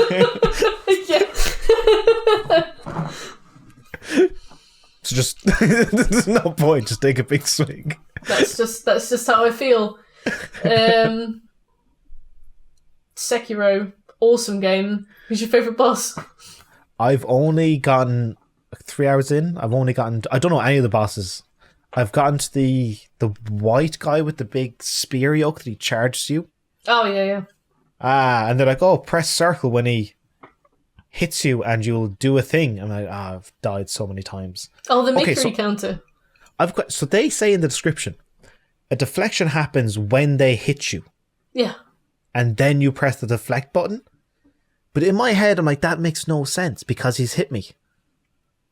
Surely it would be before they hit you, you press the deflect. Not they hit you, you deflect. No, you do. You do. That description, I don't know if that description's wrong, but there's a spectrum of deflects. There's deflect, perfect deflect, and then the rest of the deflect. So if you time it perfectly, you get a perfect deflect. So there's a whole length of time where it can be a deflect. But I'm thinking in my head, you get the death blow afterwards, a perfect. But in my head, I'm going okay, so if a guy's sword is coming towards me, I want to deflect here. I want to meet it and deflect it. But they're saying, no, wait until it gets to here and then you deflect. I was like, I can't wrap my head around that's too close. Are you doing the Mickery counter? Is it when he thrusts? Yeah. That's so... Oh yeah, that one's more tricky to get the timing on, I think. The counter. Because you are literally pulling the blade in, stamping on it. So it does have to be really close, doesn't it? Yeah, and it takes a second for me to realise whether or not I've actually gotten the parry, the deflect, or if the guy has now pierced me and swung me around and smashed me on the ground and most of my health is gone. This is such a pain. Did you fight the ogre yet? I don't know. Big man throws you everywhere. Like an actual ogre? He's called the ogre. He's called the chained ogre. So he's a really tall blonde guy. Oh, no. Red eyes. I don't think I've actually faced any real bosses. Well, he's not a real boss. He's like a mini boss. He's around where you get access to the white guy with the... No. What is fun about Sekiro is I can't be spoiled because they're like, oh, this boss is tough. I didn't even pronounce the name. I was just thinking uh-oh. Oh, Japanese or English voice? We did a different voice per playthrough on Twitch. I think the first time we did it in Japanese, but by the end we were doing it in German. We also had a French playthrough. Oh la la. Oh la la. That's exactly what he says when he does the counter. Oh la la. And then he does a pirouette and does a little fencing maneuver. He's got a rose in his mouth. Yeah. No. Yeah. It's very flamboyant. And your sword is just baguette. Don't be racist. It's xenophobic. When you boot up the game and it tells you the default language is Japanese, I go, that is the developer telling me, please play in Japanese. So yeah. I'll do it in Japanese. Especially with FromSoft, because a lot of their default languages are English. I remember Dark Souls, even the Japanese version is in English. Yeah. So yeah. I think what I'll do is do the first playthrough in Japanese, then New Game Plus is required for the Platinum. I'll do that in English and see how it compares. Start branching out. Do it in Czech. My Czech is pretty bad. One of my friends pitched this to me, because obviously as a UX designer, I work completely remote. she was like, why don't you just move around the world? And I was like, I'm a 26-year-old woman. I'm going to move around the world. I don't want to be a statistic. Like, and she was like, oh, you could just Airbnb. And I was like, I can't imagine anything like more stressful than having to like move from Airbnb to Airbnb to Airbnb to Airbnb. What was the difference between Airbnb and Nextdoor? When I say next door, I mean country. I thought Nextdoor was an app that you used to find a place to live. You see, now that makes sense. No, I mean as in, if you just go from like next door country. You, like my travel You're gonna days. move through Siberia, just one step at a time. I would on a love to go pilgrimage. to Siberia. I think they'd be class. But the Russians are a bit... Well, not the Russians. Putin's a bit mad. The actual Russian people are grand. There is some stuff going on over there, but I haven't quite kept up with it. Yeah, so just I can stay 3 months in the country based on my visa, and then I have to leave. But it's being Europe, you just jump on a train for 4 hours. Yeah. Like, new country, new culture, new customs, often new currency. Then you're in Luxembourg. Woohoo! Yeah. So it's class. It would be Airbnbs. You do kind of monthly rentals. They kind of go for about 400, 450 a month euros, which would be That's not too bad. 350 to 400 pounds. It's like, That's very good. Yeah. you get your own place. You get to actually learn about a place. You get to learn about the language, the history. It's like, as in a place that really struck me was Sarajevo in Bosnia. I knew nothing of the war in the 90s. I knew nothing of it. And then I'm in this place and I see bullet holes still in walls. I'm like, oh my goodness. And I'm trying to get books about the place. And just reading it, the way the city's described in the book, which I always remember this line, it's like a flat ribbon. It's like a flat ribbon. There's one way in and it's surrounded by hills. And there was like a siege of Sarajevo for 3 years of no running water, no electricity, and no in and out. And they just said, we're not leaving. It's our place. We're not leaving. I was like, oh, this is fucking class. So I love those moments of just finding out new stuff. Yeah. That is super cool. What attracts you to Japan? What doesn't attract me to Japan? Come on. Years of watching Studio Ghibli movies, the drinking culture, even though it's quite hard for actual Japanese workers, the food, the landscape, the history of the bomb being dropped. I heard the history of the bomb bean. I was like, I didn't know there was a kind of bean called the bomb bean. Yeah, it's like Hiroshima. Like, it's still there. No, yeah. I've always wanted to see a Shinto shrine. Shintoism's a cool religion. Yeah. But no, that's really cool.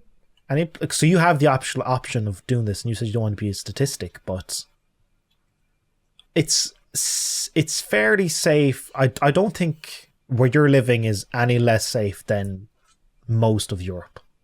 Yeah. You make a good point. Yeah. And I can attest, I'm a man. I've done some really stupid things. Like Really what? stupid things. In hindsight, I'm like, probably shouldn't have done that. What did you do? Fell backwards off a bar. I was dancing on the bar and I fell backwards off it because I was drinking, and then rolled into the bar. I'm talking like 2 meters up, and then rolled into the bar. Somehow I had like crumpled physics. So I did a backwards roll and landed on my feet in the bar. I was like, that was really stupid. Being woken up by people on benches 4 o'clock in the morning, like, you should probably go home before you get robbed. Like, cheers. Staggering home at all hours of the morning, being lost. Just like a willingness to. Here's a great thing: I don't look like I have any money. Like, I'm not worth robbing. You know, it's like some tattered shorts and a dumb t-shirt, no chains, no necklaces. So I kind of got away with a lot. Yeah. Any desire from yourself to kind of place you would like to go? I've visited America a few times and I absolutely loved it. But the state of their, like, health system, education system, police system, government system, I'm like, I couldn't live there. I have some family in, like, San Diego. I visited them a couple times. I went to Las Vegas. Awesome. I've been to Florida a couple times as well. Absolutely love it. Like, the quality of food they have is, like, absurdly high. I guess because they have so much space for, like, arable land. keeping things like cows. I remember going to a Carl's Jr., which was like a burger drive-through. It was like the kind of gourmet burger we have here, but for them it was like fast food. It was delicious, and I still think about it all the time. And it was so cheap because it was fast food. And it's just like, I absolutely love being there, but I could never live there. But I would love to visit there again. I feel the same way about America. Oh yeah, where have you been? I would love to go like 90 days visa is what we get. I would love to go there for like a month in each place.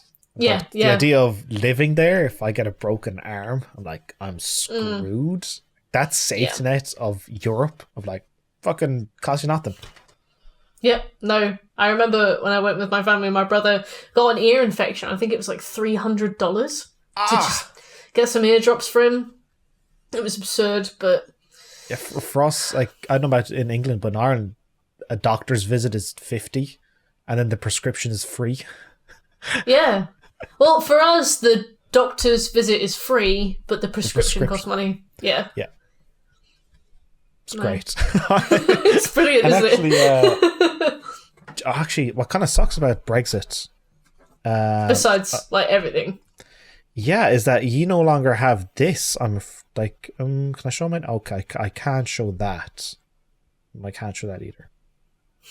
I can't show most of this. Hang on. I can't show that either. I can show this. Okay, I'll cover. Okay, there we go. So the European health insurance. I remember that card. I have one of those somewhere, and it's no longer valid because I'm not in the European Union. Yeah, as in I'm anywhere around Europe and like, I'm fucked. Go to the hospital.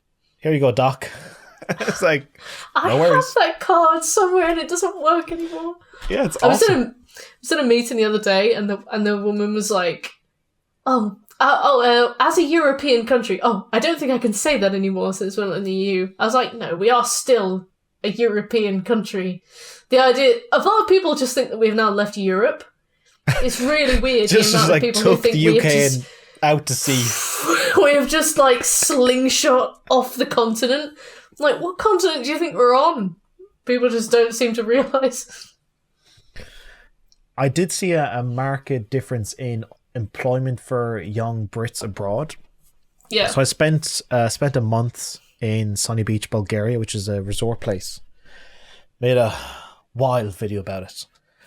I think I saw that. Did you? I think so. I think I saw you post it on Twitter. I think. Yeah. Yeah. That was like 3 years in the making. I was like, I need to do a travel video. But while I was there in 2019, plenty of Brits. In fact, there was a bar called the Brexit bar. It was a big joke. It was like, it's not real. You know. And then in 2022, when you actually saw hardly any British workers. And the bar was no longer called the Brexit bar because it was not funny anymore. It was real. No. Yeah. I was like, damn. Now what the plus side of it is, an awful lot more Irish workers. It was like, an awful lot more like Scandinavians. But it was like, there's a different tone when the British workers can't get jobs. And I feel so bad for the folks who are like 19, 20, 21. Not really know what to do with their life. Want a kind of a break from reality. And it was easy to get jobs around Europe, but not anymore. Yeah, like, the fact that you could just kind of move between countries before and just kind of have all the same stuff that you had at home was awesome, because it's one of the reasons why I have not made the most of just kind of using my 20s to travel around, because it's like, every country I go to now is completely different from the one before. I don't have medical cover in countries, I don't have all these protections and stuff, like, it's a pain in the arse. Like, I have not seen any benefits from Brexit.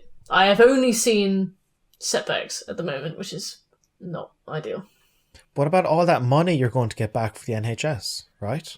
Oh yeah, all of that money that definitely happened, and they wrote it on the side of a bus, and then they were like, we never wrote that on the side of a bus. You know, I used to work in the same building as Nigel Farage. How did you not trip him up? I used to see him in the kitchen. He would make himself like an English breakfast tea. But no, I used to work for, I won't say the name, but I used to work for a radio company that was based out of London, and Nigel Farage worked there because he had his own show on one of the channels that I won't mention. But no, I used to just see Nigel Farage at work. But I also saw people like Rami Malek. I'm not aware of him. You ever see Until Dawn? You ever play Until Dawn? Oh, yes, sorry. Yeah, he's pretty good. Yeah, he's the king of the casual, like, smile. I saw him in the lobby, and because I saw him, I was like... and he was like... He's just the king of the casual nod. He came in through the front door as well. My friend saw Will Ferrell, but he came through the back door, because he's Will Ferrell. But no, there was, like, Justin Bieber there, Jason Derulo. Where the hell where do you work? I can't say. I don't work there anymore. Yeah. The worst people to work for were the people from Love Island. Like, people who are really famous don't care. Like, you can get in a lift with them and they probably won't talk to you, but they don't care. But, like, Love Island people would come in with, like, sheafs of security and they'd be like, don't get on the lift with her, please. And you'd look in the lift and you'd be like, I don't know who that woman is and I don't care. Like, I have a meeting in 3 minutes, can I get on the lift? And they'd be like, no.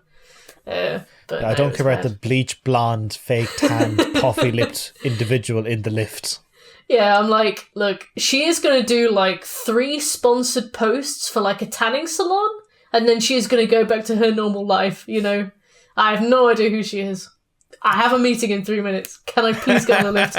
I'm not taking the stairs. And I remember all the Spice Girls walked in one day, and I was just like, anyway, like, back to work, you know? It's just, you're not allowed to talk to them, so you're just like, oh, you just get back to work. And imagine it's kind of like, there goes my childhood. Yeah, I remember S Club 7. They had their own TV show, didn't they? It didn't get to Ireland. I remember their TV show. I can't remember which channel it was on. They were trying to find S Club Kids. Maybe. I only remember one episode, and they broke down in like the desert somewhere. Yeah. I don't even know if it was like a movie or what, but no. So I still do want to talk to you about SOMA. Oh, fuck yeah. So I finished it. No, here's what I did. About 2 years ago, I started playing it. It's a 6-hour game, Adam. Well, some of us move at our own pace, Kirsty, okay? 8 minutes at a time. When you boot up the game, you were given difficulty options, and you mentioned this in your video. And the developers will have a note, we recommend the best way to play it as on normal, where you can get chased by stuff and you can die.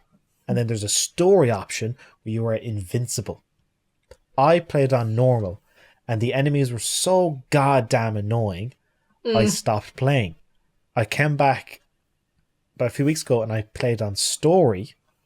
I went, oh, this is so much better. The enemies are the worst thing about the game, and once you eliminate them, they become more kind of like interest. You can get up close to them, you can look at their design instead of being scurried away. I found the game fascinating. I was hooked. I did get caught in a few puzzles, but the actual overall story, magnificent, and the ending, still thinking about it. Yeah. Speaking of enemies, Jin Yoshida, do you remember him? In SOMA? Yeah, he was like a Weeping Angel type enemy, so he was when you got to like the bottom. I think he was when you got to Tau. He had tentacles coming out his face. Yeah, did you have too much trouble with him? Because he was the only enemy that could kill me on story mode. On story mode? No. Yeah, he could kill you on story mode, but only him. I didn't know that, no. Yeah, did he notice you at all? Did he chase you? Did you manage to sneak? I had the worst time with Jin. He would not go away. He must have either taken kindly to you or taken badly to me, because that man was I was like piggybacking him. He was so just constantly on me all the time. Yeah. He was like a Weeping Angel style. Every time you looked away, he'd walk closer. Did you not get that? I just was kind of going straight. I'd never looked back. Oh my god, how did you get past Jin? On story mode, he's a menace. No, it was fine. Just power through. Damn, Adam, damn. I like the way you just assumed I knew about Doctor Who. Oh, yeah. Yeah, well, grown up in England, haven't I? Everybody knows. I do, by the way. I've watched all the episodes. Oh, yeah, of course, yeah. I've watched some of them multiple times. I think... I could smell it on you. The Life on Mars is my favourite one. That could have been a movie if they had a bit more of a budget. Which one was the Life on Mars one? It's David Tennant revisits the first colonizers of Mars. And like there's some water enemies and stuff, and they have to solve it. And he has this moral dilemma of it's a fixed point in time. Everybody here has to die to inspire a new generation to go towards it. Oh, I don't remember that one. There's this great moment of like David Tennant is leaving the facility as it's all just crumbling, and he can hear the screams of people. And he's like, I have to leave. And then he has this kind of dark turn of, I am the fucking Time Lord. And he rushes back in and saves the day. And it's like, ooh, that is too much power to have. And he has this kind of, it's excellent. My favourite David Tennant episode was The Devil's Pit. Have you saw that one? Describe the scenario. There's so many names and stuff. And but she was like, what was that? What was it? What's the last one? They go to some random planet that's orbiting a black hole. And there's a guy and he gets covered in symbols. And they go down and they see what is probably an interpretation of the devil. Yeah. That's good. That's such a good show. I think it was brilliant because he doesn't try and solve it. He's just there and then he leaves, I think those are the best Doctor Who episodes. Yeah. We will get back to Soma, but any Doctor Who episodes that involve Daleks or Cybermen, I go, fuck this. I'm not watching. Oh, you don't like him? Hate them. Jodie Whittaker's. I was going to say Jodie Foster is awesome, but I don't remember in Doctor Who. So her big send-off episode was a few weeks ago. And I was like, oh, okay, yeah, I got to watch it. I didn't really follow much of the season, but going to watch it. And it's like, here's the fuck this. Skip. Cybermen 2? Oh, skip. And then here's the regeneration scene to David Tennant. Like, Grant. I can't believe he's back. So, did you notice that he regenerated in a different outfit? Normally the regeneration is in the same outfit as the previous Doctor. Because the body regenerates, the clothes don't. I haven't seen an episode since the end of Matt Smith. Oh, you missed all of Peter Capaldi? Yeah. Oh, there's some good stuff in there. Yeah, I heard it's really good. I remember with Matt Smith, I got a bit tired of... Because Stephen Moffat did most of Matt Smith's episode, didn't he? He also did the Sherlock TV series. He tends to put too much emphasis on the character. I remember it being all about this big overarching conspiracy about the Doctor, and I was like, I'm not necessarily here for the Doctor, I'm here for, the events that he encounters and walks through, and usually leaves without making much of an imprint. Yeah. So all of Christopher Eccleston, all of David Tennant. Matt Smith I really liked him, but by the end of his, I was like, I'm pretty done with it. Is Peter Capaldi's series good? It has good episodes. Yeah. I would say overall it's okay. Okay. I think what you could do is just, if you go on IMDb and just find the highest rated ones, there'd be maybe 3 per season. They're worth watching. What about Jodie? I don't know. I just found it very boring. Her or the writing? Just the show, the settings, what she was getting up to. I was like, this is a bit dull. Well, that is such a shame. Yeah. No. I know a bunch of people I'm okay with a female doctor. I don't really care about that. Yeah. I was definitely, there's a big thing about James Bond and should he be a woman, or she was like, listen, before you jump to women, can we have Idris Elba play James Bond? Because that's perfect casting. He absolutely has to, doesn't he? The thing with Jodie Whittaker being the Doctor is that I was like, because the Doctor's been a woman before in a Christmas special and nobody really cared.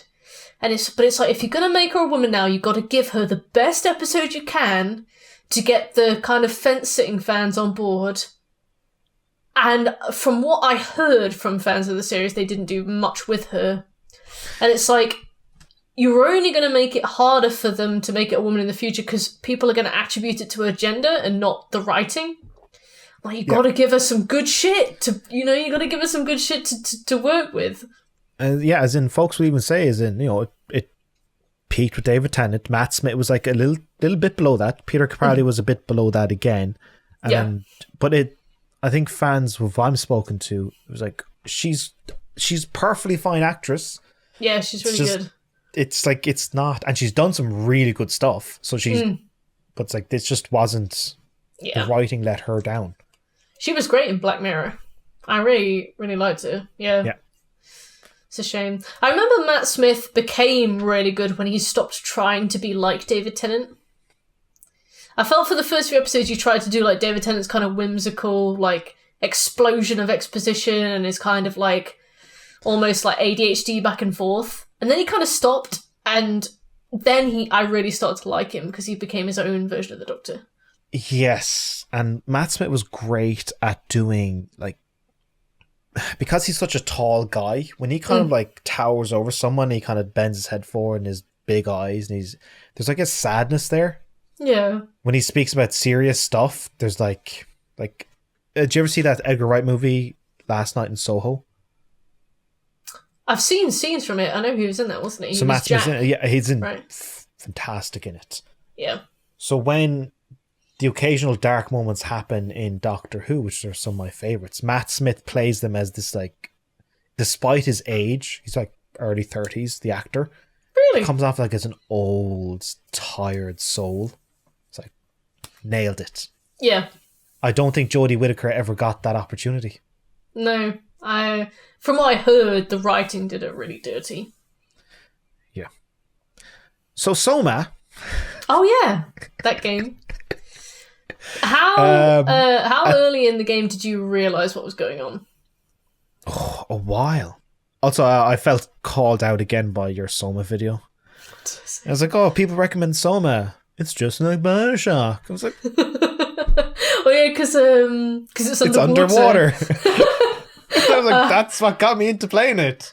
I had so many people being like, oh yeah, it reminds me of Bioshock. And I'm like, is it because it's underwater? Like, you get that big reveal where you look out of the window and it's all underwater. Everybody's like, that bit reminds me of Bioshock. And I'm like, it's because it's underwater. Yeah. Yeah. And I was immediately going to give the game an extra couple of hours because it reminded me of Bioshock. Whatever gets you into it, you know? Like, I don't mind, you know, whatever works. I feel judged. But anyway, once figuring out so you meet Chen, and she's like, oh, she's a robot. I think once I was able to move around underwater without breathing, I was like, okay. But then what I really liked about SOMA is the breadcrumbs. Like, okay, what happened? How did we get here? Why are you underwater? Where are the people? Where are the humans? And they hear about the asteroid crash and everything above water being useless. And then they're given this mission of the Ark, this duplicates of all these people living digitally in this, I don't know, paradise. And you've got to fire it into space. Like, you could just leave it hanging out here. They don't know the difference. Oh, I loved it. It was good, wasn't it? I didn't realise that you were a robot until, like, quite far into it. I don't think I realised until you actually swap bodies. Oh, wow. I picked up on it once he changes his skin and he could be underwater. I was like, got it. I'm really like blinders on, narrow vision when I'm playing games. I have like a one-track mind, and I was like, okay, I need to find what to do next. And I don't think I even saw, you know, like when he kind of like looks at his hands and they change into suit hands. Don't think I even saw that until I played it for the second time. I really like blinker playthroughs, so I don't tend to notice stuff until the second playthrough. So I didn't notice it all until it was basically told to me. I am the target audience, right? How did you find the puzzles? Because I felt like an idiot. I didn't find them too bad, Adam. So you found... so I was aware of the story, and you were like aware of the puzzle. The one where I felt especially stupid is where you are in... You find the Ark prototype. So you're in this room, the Ark prototype, you find a computer And it's like, oh, there's an Arc prototype, and Chen says we should get the Arc prototype and put it together. And I turn around, and there's this big table in the middle of the room, and there's a bunch of stuff on a shelf, and there's some connector cables on the table, and I go, oh, I'm going to build the Arc prototype. Okay. So I walk over to the shelf, and I'm like picking them up, and I'm putting them on the table. I'm like, okay, what's the diagram of them look like? Okay, so it's this thing, and well, then where do I connect these stuff into? And then I swivel around, and then like it's the Arc prototype is there. Yeah, that section of the game is really bad in terms of communicating what you need to do. I remember having that issue as well. Yeah. And also, I remember how did you find creating the scenario on the Arc prototype? Because I had to look that up. I brute forced it. Again, I think it was... Okay, so don't tell me you figured them out. You brute forced it. No, that wasn't even a puzzle. That was just... like, they were like, oh god, what are we going to do for the rest of the game? Quickly think. Give them something stupid to do in the meantime. Let's give them something that is just completely illogical and you can't figure out. Like, it was literally just like, I would click one thing, click another thing, didn't work, click, just go back and forth until it let me do it. And I was like, sweet, easy. How many... Because after I finished SOMA, I was still thinking about it for days. Like, did it kind of leave a lasting impression with you as well? Yeah, so I made that video because I couldn't stop thinking about it, and I played it back in, 2014. Or, yeah, no, wait, I think it came out in 2015. You mentioned in your video that you'd be around your friends and would bring up SOMA to talk to them about it, whether or not you're even talking about games. Yeah, no, I used to have this housemate called Helen, and she introduced me to it. I can't remember, it must have been because it was at uni, so maybe 2016? 2017? I can't remember, but played it with her, I think. And then after that, I remember going to a barbecue and my poor friend Ryan was grilling meat, and I was like, you played any games lately? And he was like, oh yeah, I played a Horizon Forbidden Dawn. And I was like, oh cool. I've been playing a game called SOMA.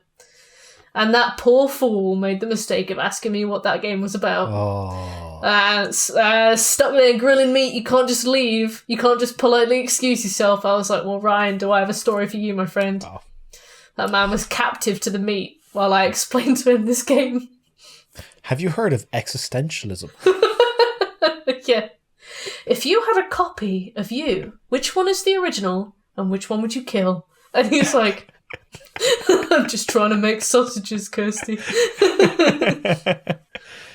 The moment when you flip over bodies and it's like one has to stay. Yeah. You watch The Prestige. Oh no, I haven't seen The Prestige, but it was recommended to me in the comments of that video. You make a copy, who's the original? Yeah. And of course that's also the ending. It was like you make a copy, and the way Chen was saying, it was like Chen. It's like it's a coin flip of which one you end up as. Yeah. It's like you won the first coin flip, you lost the second. And when he's like, you told me we'd be on the Ark, and she's like, we are on the Ark. How do you not get this? It's a copy. I was like, oh no. Oh. I think they should have swapped the endings. So the ending where you are on the Ark, I think should have been in the game. And I think the ending where you realise you're not on the Ark should have been the post-credit sequence. I think... Yeah, I was initially really bummed. I went, oh, happy ending, nice. I think for impact, yeah. At post-credits, there's still a copy left. Yeah. Good idea. Such a good game. I don't think the gameplay was perfect, but the story I really liked. And I was the kind of sucker that just didn't notice any subtext whatsoever. And didn't figure it out. So I was perfect to play that game. What I would have liked in the option settings, and probably it might have been on PC, I would have liked to lower the field of view. I thought it was a bit too wide. And also really? I'd really like to disable head bobble. Oh yeah, it was rancid, wasn't bobbling. It? Your character proper... I was like, listen, I get a little bit of but this guy is fucking giving it. Yeah, he was dodging left and right. It's like Billy the Butcher, strutting about this place. It's like Billy Blazkowicz, leaning every time you walk forward. What was the thing before you said head bob? What would field of view. Field of view. I've never ever heard anybody say that they'd like the field of view to be lower. Yeah, so at the same time, I was also replaying Bioshock Infinite, and it gives kind of like a flat perspective. So when in SOMA, there's kind of a warpness because the field of view is so large. It's like, I would like stuff to be a bit flatter. Yeah. Because I find it a bit more immersive. Because that's kind of like the way when you look at stuff in your own eyes, you don't see, it doesn't warp around. You lose the perspective at a certain like level. I was seeing too much. I was like, can I just decrease it a little bit so it's more realistic?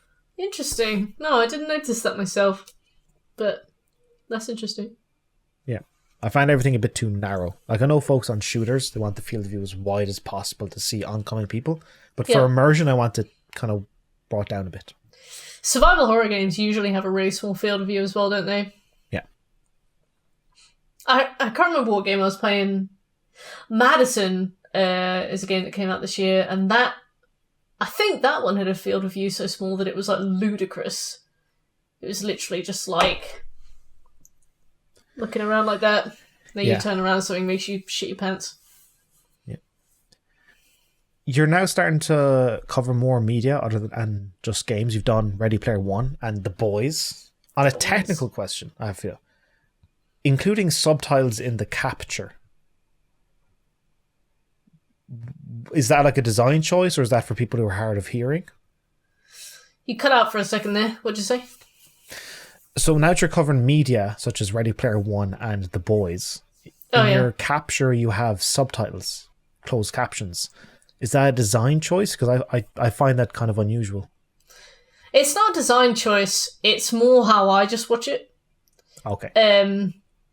But when I was typing my own subtitles on top of it, I was realising that it was quite visually confusing.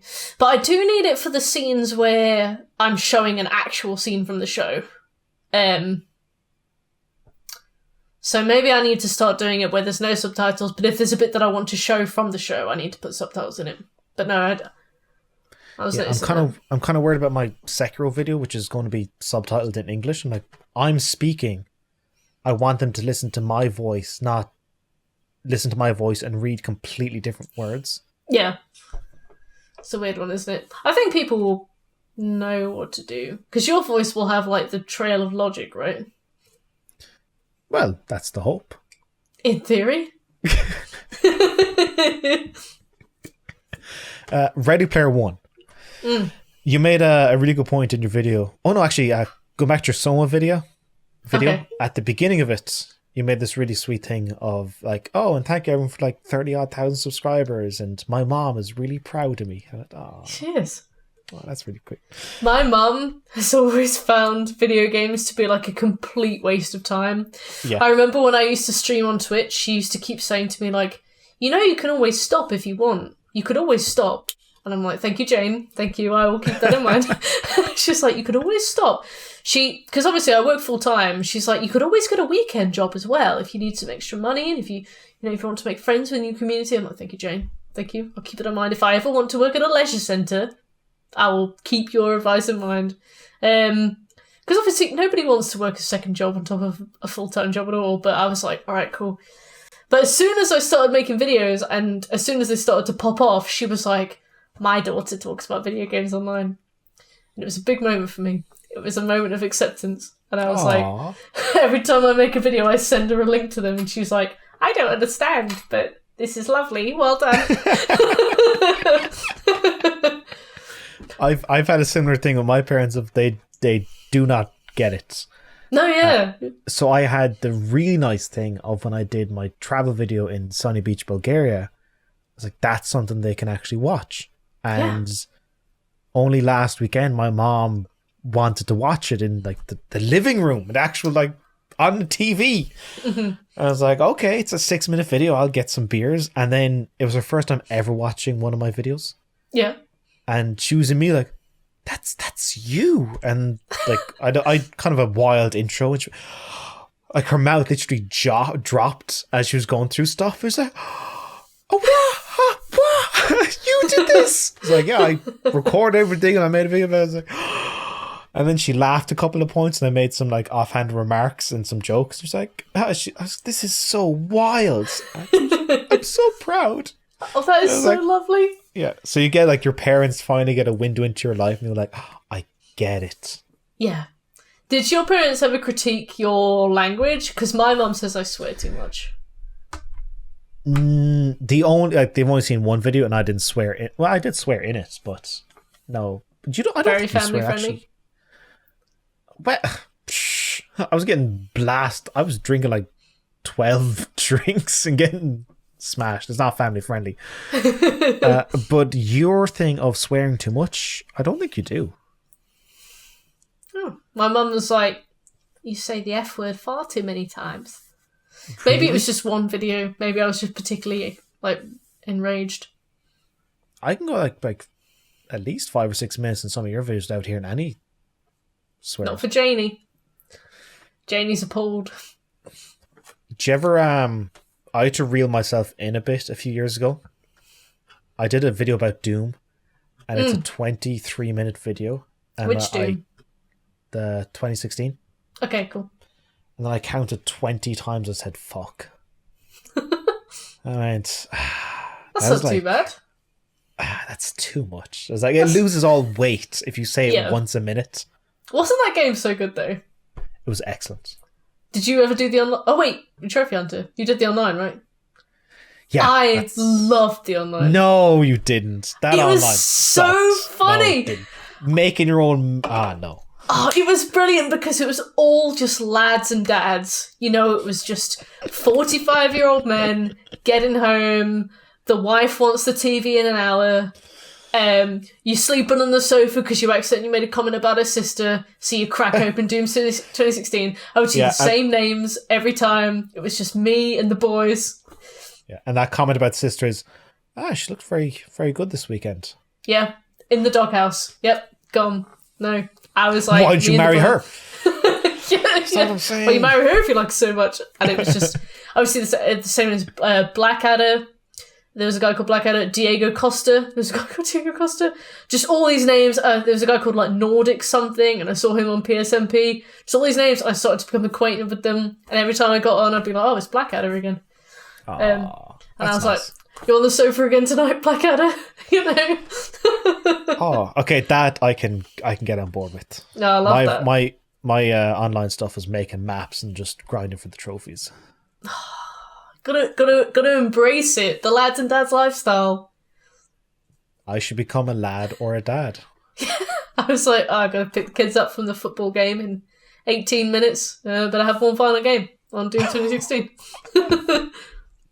So back to Ready Player One. Oh yeah, doo-doo game. You made a really good point of. So Ready Player One is filled with advertisements, and that's sort of kind of like a representation of the way we're heading. And then as an example, use just the average web page. I went like, here's the text we want. Yeah. And then here's an ad, here's an ad, here's an ad, here's a pop-up, here's a cookie thing. And it's like, I only want like this bit, and you've given me all of this. And then you took a still image of from Ready Player One, like, this is what we want, and like, this is all the ads. Yeah. It's a good comparison. Well, yeah, I mean, it wasn't even the same company, the pages I was looking at, but I was researching about H and her place as like an orc and her place as a woman in the game, and I was just like reading about it for ages. And the pages that I found were all different companies, all different websites, but they all used so much white space that they would deliver you like one sentence at a time, and then there'd be a huge wedge of like white space, and then there'd be a huge ad. And a huge wedge of white space again, and then just one sentence. And the amount of scrolling you'd do just to get to the bottom of it, and it would be like Game Ranks articles, where the question would be like, was Skyrim 2 teased in this trailer? And you scroll down for 15 minutes, and then it's like, no. It would be like that. And then they talked about it in the film, and I was reading about it, and I was like, you know what, it's actually pretty valid, the amount of advertising that we have. Yeah, is this kind of, there's way too much ads in this. So like, actually, there is the exact appropriate amount of ads in this.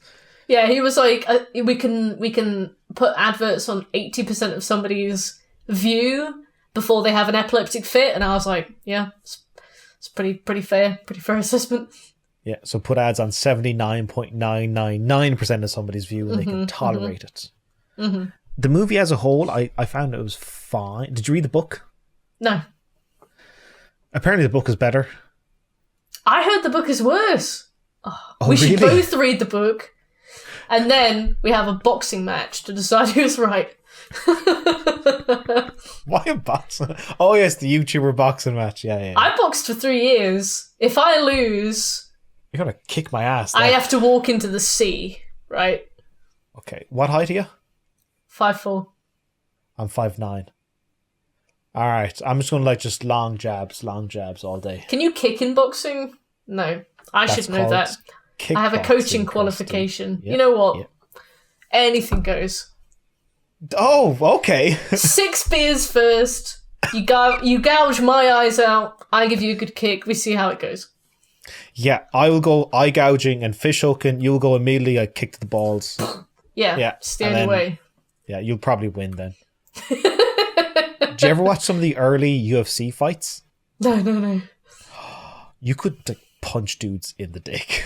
Sick.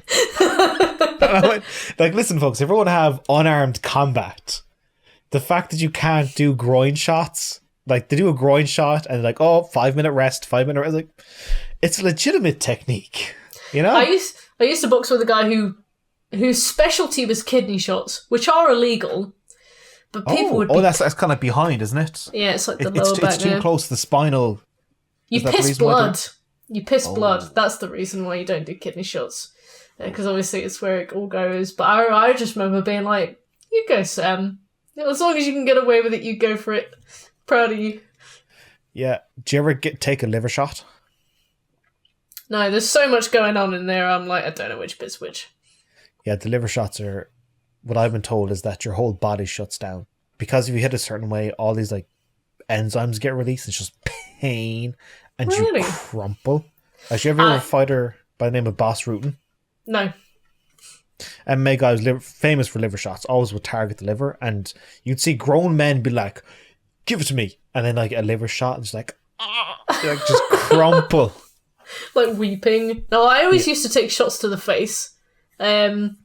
When I sparred, because I would lean Listen, I don't want to hear far. out your weekend doing Jägermeisters. Tell me about boxing. Disgusting.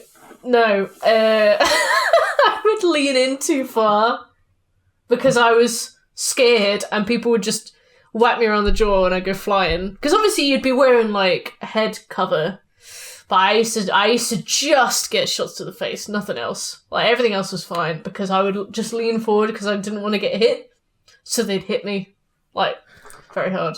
But were you you would lean forward at full guard? Yeah. You do on the phone, talking in a microphone like that. Yeah. Yeah. Speaking like that, and yeah. Yeah, and I would just get whacked super hard. Well, you did it for 3 years. I'm assuming you got somewhat decent. I stopped a few years ago. I had a coaching qualification, but I never bothered to register with the I don't know if it was the Boxing Association or something, so I'm not registered, but I do have a qualification. Do you miss it? A little bit. If you do boxing, it is the fittest you will ever be. It's I don't know. I was probably about 40 pounds lighter than I am, and I'm not big, so I was stringy. Yeah, imagine 6-pack and all that sort of stuff. Oh, not for me. I had the line down the middle, but I didn't get a 6-pack. Yeah. The whole boxing thing, was there any worry? Because you were saying I would get hit in the head a lot. Was there any worry about head trauma and CTE? I never fought properly. Because for me, it was always a way to just exercise and make friends. I had a lot of friends at my boxing club. So I never did proper fights. I imagine if you do it a lot, you're probably in danger of it. But for me, it was more just a social hobby thing. Yeah. Anytime a mixed martial artist says something really stupid on social media, I go, their living is to get punched in the head. Yeah. Probably a bit dizzy. Yeah. As in, even some Conor McGregor is now mad and crazy. I'm like, well, yeah. What about you? Do you ever do any martial arts? I would like to do kickboxing, but I would never like to do an actual fight. Yeah. I would like to do the training. Yeah. And one of my favorite things when I watch mixed martial arts fights is I love leg kicks. I love just like punches are fine and that, but I think more people should be focused on kicks and like head kicks and leg kicks. I love seeing matches where a guy just pulverizes the other guy's leg until he can't put weight on it anymore. I went, oh, that is just magnificent. Yeah. You want to be the guy that kicks or the guy who's got the pulverized leg? Or both? I want to be the kicker. All right, I'm going to get one more drink and I got two more things to ask you about.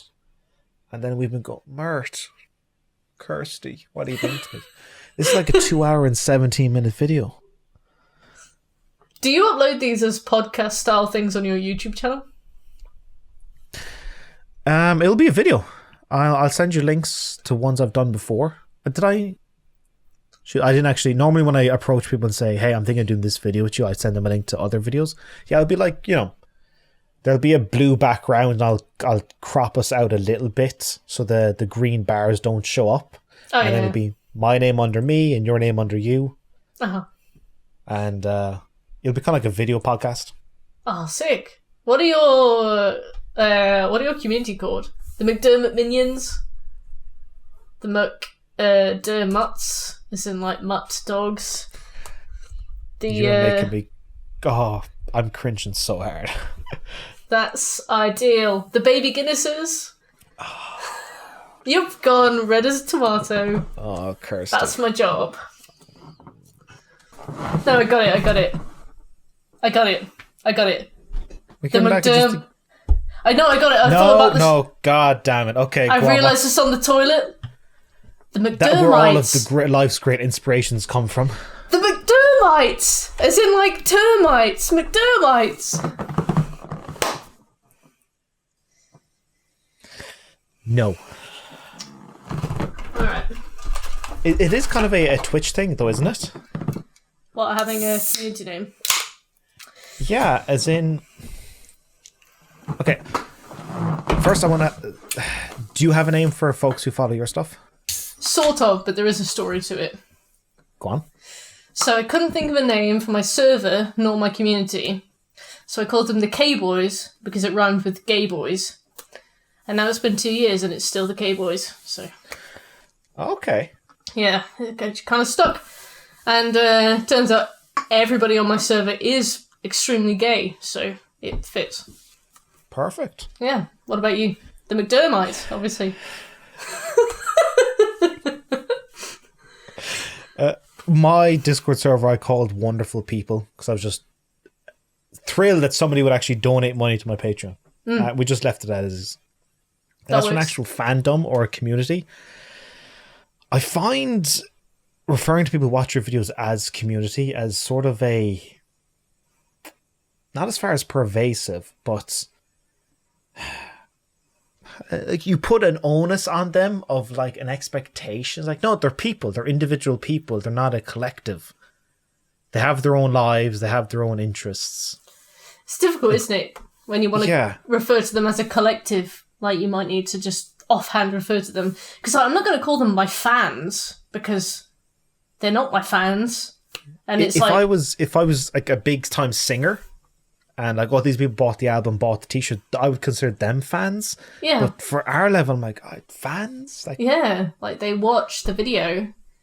But it's like, if I'm, like, my family, like my wider family, very loud, very interrupty people. If my Uncle Dave asks me a question about how the YouTube is getting on, I've got 6 seconds to answer him, And it's like, which one word am I going to use in this quick fire single sentence summary before somebody interrupts and starts talking about something else? Yeah. I would probably say community, but I know what you mean. It's not an accurate word, is it? Yeah, and also a community means that they talk to each other. Mm. Like I was thinking of a community comes from like, commune. Everyone interacts with each other. Mm. So I'm okay with like the patron only Discord that I have. It's like 100+ people. And then of those, I'm part of a couple of Discord servers. I'm not really active on them. I might lurk. Yeah. But when they start to talk to each other, it's like, okay. So that's when I was comfortable doing the patron meetup. Oh, and also, I think, do you ever do this? I just on Discord, I do a monthly hangout. You do a monthly hangout? I do a monthly hangout with patrons. So the idea is like first Saturday of every single month, which is like 8 p.m. Jump on the Discord. We do a big massive video call. And come and go as you please. People are in different time zones. Some of them go for 4 hours. One went for 11.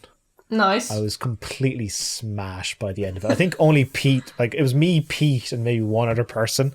Yeah. And I was like, oh, Pete, I was very drunk for that one. He's like, yes, you were. Yes, you were. I need to come on. I need to come along to some of that. I need to catch up with Pete. I really miss Pete. I haven't spoken to him in a long time. Yep. Did you do anything kind of hangout wise on your? How many members you got in your Discord? Well, my Discord's open, so I think I have about 300 on it. But obviously, it's not a Patreon; it was a Twitch thing. We used to do, during the pandemic, we did a fortnightly community night, and we'd put up a vote, watch a film, play a game, blah, blah, blah, and people would vote. Now, we do a monthly video game club, but man, we used to do these community nights. Did you ever play a game called Golf with Your Friends? Golf with Your Friends is on every system, but it's also on PlayStation, and you can literally set up a lobby, and it's literally just golf. But I love that game. It's one of my favourite games. And we used to do drink with your friends, where every shot you took over par, you'd have to have a drink. My friend, Shekel, poor Shekel, rest his soul, he ordered a burger and then had to go to bed at like 9 p.m. and then he threw the burger up in perfect sequence. It was like bun, patty, lettuce, bun, all the way back out. It was masterful. Boy. It was a symphony. But we also did like silly karate movie nights. We watched Cabin in the Woods. We did like this weird Minecraft mod night where it was like a horror mod. We do all that kind of thing. But now we just do video game club where we pick one game a month and then talk about it on a certain day. Next one's like the 26th of November. Nice. That sounds good. Yeah. Do you guys do a video game club or anything like that? Okay, there's occasional movie nights, but I think there's been a couple of them. But yeah, the monthly hangouts are kind of the big deal. Like first start of every single month, like jump on, go a bit mad. When I was living in Romania, because the booze was so cheap, I got a bunch of stuff from Aldi. I spent like €8. Yeah. And I got mountains of booze. And I was like, choose your own adventure. I would say to folks, all right, folks, pick what I drink next. Number 1 is this, number 2 is this, number 3 is this, number 4 is this. Yeah. It's nice kind of like when you get a video call with folks and you get to see them, you get to talk to them. And my favorite part of the hangouts is when I stop being the person. I'm just one of the gang. I know what you mean, yeah. Yeah, it's like, of course, at the very beginning, talking to people, catching up with people. Then once I kind of melt into the background, that's why when we did the patron meetup in Manchester, it's like, oh, these are the people I've been talking to for the last year. Yeah. For like 6 hours every single month. It's like, it's fine. Yeah. No, I know what you mean about wanting to be the person in the background. Like, the thing that I absolutely hate about my meetups is that we have these Discord calls and we all talk about games. If I leave, everybody leaves. Back when we did community nights, if I was like, right, I'm going to bed, I would look 5 seconds later, everybody would have said goodnight and gone. It sucks. It's like, I hate to feel like the keystone in the bridge. I hate to feel like the reason that people are there. Like, surely, you know each other by now. Like, hang out, you don't need to all say your goodnights and go. Like, I know what you mean about wanting to kind of move into the background. Like, if I left and they were still talking an hour later, I would feel nothing but pride. That would be a good result, yeah. Yeah. Or if you're kind of in a call and you're leaning forward and then you're like, I'm just going to... It's like that. And just like chill and not even say anything for a while and people are talking amongst themselves. Yeah, Once people start talking to each other and not to me, I'm like, we're good. Perfect, we're good. Also, you mentioned films. What are your 2 favourite films? Interesting you said 2. Normally people ask what's your number 1. My favourite film of all time is On the Road. What's that?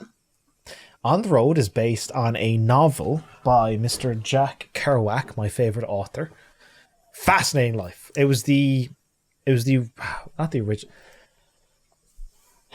Okay, Kirsty, I'm going to go off for like 20 minutes on this if you let me. Right, I'll sit back. I'm going to keep it brief. Relax. It's my favorite book of all time. I read it. It's this great sense of adventure. It's somebody based around 1940s, 1950s America, hitchhiking across America, meeting all these amazing people, parties, characters. Excellent. There's a movie based on it that captures that same thing. The cast, you wouldn't be like Amy Adams is in it. Viggo Mortensen, yeah. He's in it. The soundtrack is done by Gustavo, who did the Last of Us soundtrack. A load of like these really good actors came into it. All these persons, like it's based on this infamous book. Kirsten Stewart, the Twilight Girl, is in it. I thought you were going to say she wrote it. I was like, you kidding me? No. So the Twilight Girl, Kirsten Stewart, is in it. Yeah. Kirsten Dunst is also in it. Yeah. A load of these actors like, I'll work minimum so we can make this adventure movie based on this book. I was like, perfect. Oh, it's so good. That's my favorite movie of all time. I've watched it maybe a dozen times. As for number 2, I couldn't even say. There's like 100. What about you? I love Interstellar. Excellent. Every time I watch Interstellar, I cry 3 times without fail. And I'm not talking like weep, I mean like openly sob. Those are when he's obviously talking back to her and watching the message. When he's watching the message and he starts crying, that's my main one. I have to pause the film to cry at that point. Yeah. When Michael Caine dies, spoilers for Interstellar, the McDermotts, I apologise. If you oh my god. Kirsty. And also the start when he leaves her for the first time, I cry. And I proper sob. Like it's yeah, that was tough. Yeah. Also, like, this isn't one of my favourite films, but I don't know if you've ever seen The Green Mile, based on the book by Stephen King. I cried for 45 minutes at The Green Mile. And I don't mean, like, it was the bit where he's like, I don't like the dark. Also, apologies, the McDermotts, there's spoilers for The Green Mile. If you go, well, I'm going to like fucking scrap this whole thing, Kirsty, if you keep going with this. Yeah, no. There will be a boxing match. The reckoning. There's the bit where John Coffey's like, don't put the hood over my head, I don't like the light. I cried for 45 minutes. I was watching it with my dad. And I was sobbing. I was like wailing. It was all down my face. My face was bright red. I was like scream crying into a pillow. 45 minutes. To the point where he stopped being apologetic and just started to be very annoyed. He was like, can I just play the film? I was like, I had a cry and like a rain cloud over my head for like 3 days. Well, my second favourite film, I think, is The Silence of the Lambs. I love that film so much. I learned something recently about it. I need to go back and watch it again because nobody else takes her seriously and they talk around her, but they don't. Like, have you picked up on that? Somebody said, like, if you watch it again, you realise that nobody takes her seriously. Was it me who said that? I'm literally working on a video about it right now. Well, then you weren't the one that said it. Damn. Because the video wasn't out. Oh, so it was a video that you were watching. No, I'm always the bridesmaid, never the bride. I've been working on a video about it. I think it's a film all about womanhood. It's one of those films that has a really good story, but it's also got subtext that is like so obvious that it's basically text. And I think that the subtext is all about like womanhood. Yeah. Yeah. So yeah, someone was pointing out like if you watch the scenes where the guys are none of the guys look at her. They just consult with each other. Yeah. But she's the lead on the whole case. Yeah, she's the main character, and in the background you can see characters like check out her ass, and they'll specifically be framed and they'll all look at her ass. You know, it's obviously done intentionally. But there's also scenes where you look at, you know, you hear about the male gaze, you see it from Clarice's gaze, and she's obviously really short, so you see like a really short gaze, and she looks up, and all these people are looking at her, and she's like, "Okay, guys, can you clear out the room now?" And they look at her like they have no respect for it at all. And obviously she's like as you mentioned, she's leading on the case. Well, I mean, she's involved really heavily in this case. And he's like, because of the nature of this case, can we talk about this privately without her here? And he takes this. And afterwards she's like, you know, it's really important the way that you speak to him in front of me. But I love it so much. It's such a good film. It's one of those films that you can really enjoy. And then you watch it again and you're like, oh, this is the kind of thing it's trying to say. You know, I feel like those are the best films. And he does pick up on her lack of authority. Yeah. Yeah, it's very good. So I mean to rewatch it. Those are good picks. Such a good film. Did you... here's a question. Lord of the Rings or Star Wars? Lord of the Rings. Yes! I don't... Alright, calm down. I'm impartial. I have no opinion. What are you talking about? I don't care for Star Wars in general. I think lightsabers are cool.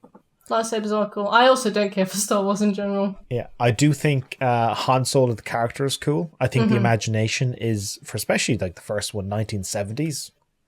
Wow, incredible. Yeah. Han Solo character, suave, excellence. The Darth Maul character with the dual lightsaber, teenage me thought that was the coolest thing ever. You know he's voiced by Peter Serafinowicz? I did not know that. No. So the soundtrack, classic. The introduction of the scrolling text. Like Star Wars has done an awful lot. Ewan McGregor, I watched the Kenobi series just because Ewan McGregor is back. Oh, he's great. I thought it was okay. Did you see Ewan McGregor in the Winnie the Pooh movie? Not yet, but now that's on my list. The Winnie the Pooh movie, in my opinion, was fine. But Ewan McGregor was in it, so I went to watch it in the cinemas. I'm starting to realise why The Rock makes so much money, because people don't care about the movie. They're like, The Rock is in it. I'll go see it. As for Lord of the Rings, as time goes by, I appreciate the first three more because of how difficult it's been to replicate. Like how difficult they did The Hobbit, it wasn't the same. Yeah. Game of Thrones couldn't stick the landing. We got House of the Dragon, and they're like, well, see how this goes. The Witcher couldn't figure it, like this whole kind of medieval fantasy thing. Yeah. As more and more stuff fails at it, I was like, okay, those were actually quite special. What did you think about the Witcher TV series? I thought the first season, so now they've done 3 or 2. I think so, yeah. I think 3. I stopped watching during 2. Okay, so the first season I thought nailed Geralt. Yeah. Excellence. Yeah. I thought there was a bit too much of the... Anytime they went to politicking, I was like, I don't give a shit. Yeah. I'm here for Geralt hunting monsters. And then the Yennefer stuff, I thought it was fine. And then in season 2, the very first episode of season 2 gave me false hope, because it was like Doctor Who Monster of the Week. Geralt meets an old friend, he goes to his castle, things aren't the way they are, the way they're meant to be, and then big Monster of the Week type of stuff. I went, this I want. And Geralt is like smashing potions and, oh fucking hell, and like he's going off for battle, like this is what I want. And then it's another 8 episodes of just nonsense, and like I don't care. What are your thoughts? I wasn't super drawn in by the first series, and I stopped watching during the second series. I do agree. I think a Monster of the Week format would have been so much better for the series, because that's all people wanted. It was just Geralt and monsters, you know. I couldn't stand Yennefer's characterization because I've only played The Witcher 3. I've not read the books, so I'm a very casual fan. But I've always liked Yennefer for various reasons. Can I add, just before we go any further, I have not played through all of The Witcher 3, and I'm starting a recording on it next month. So in case of story spoilers. I won't give you any spoilers, don't worry. So Yennefer's very bookish, and she's definitely not right for Geralt, neither is Triss in my opinion. But she's bookish and she's clever and she's ambitious, and I liked Yennefer in The Witcher 3. I didn't like Yennefer and Geralt as a couple, didn't like the idea of Geralt with anybody. Whenever I play The Witcher 3, my Geralt doesn't shack up with anyone. I'm like, you go Geralt, you're fine by yourself. So he's always available for you. Oh no. That man's a mess. Can you imagine having him in your house and just being like, look, Geralt, if you see the laundry bin's full, can you please just put stuff in the laundry bin? And he's like, I'm full of trauma. I must go. And then he comes back 4 days later and you're like, did you at least bring me any food back? And he's like, yeah, boy, some sushi. No, I think that man would be a nightmare. But Yennefer in the series, she has this whole thing where she's like, if I had a child, I wouldn't be so depressed and unstable. And I was like, okay, so her storyline is all going to be about her realising that she doesn't need a child and she needs to fix herself before she starts to take responsibility for something else. And then at the end of the series, she has a child, and she's like, okay, I'm fixed. And I'm like, for God's sake. This is like the worst growth ever for a character. Like, she needs to realise that she's a person, and she needs to fix herself before she literally raises a human being. But the show was like, oh yeah, she's fixed now because she has a baby. And I was like, for God's sake. For God's sake. I was so annoyed with her. Beyond that, I really liked her character. I didn't like the way that the time jumped back and forth, but more in a way that I had no idea what was going on. Common complaint. They'd just be like, oh, Geralt, I haven't seen you in 15 years. And I'm like, you look exactly the same. Doesn't work for me, buddy. Like Yaskie or whatever it was called, Dandelion. I was like, you look 30. Like, nothing's changed whatsoever. Yeah, it doesn't work. And now Henry Cavill is leaving it. I was like, I'm not going to watch. It was already like, if I was given a rate, I was like, it's a 6 out of 10. It's been a 6 out of 10, 6 out of 10, and there's the potential for being really good. But the main guy's leaving, so this is never going to be beyond a 6 out of 10. Yeah, apparently he's getting sort of for Liam Hemsworth. And I'm like, Liam Hemsworth is a really good actor and like a 10 out of 10 man. But I can't imagine him as Geralt. I don't know how he'll be. Maybe he'll be really good, but it'll be tainted by Henry Cavill's leaving, I think. I think when Henry Cavill initially did the role, I was like, he's too big. He's too big. He's not like Geralt's a bit slimmer, a bit more limber.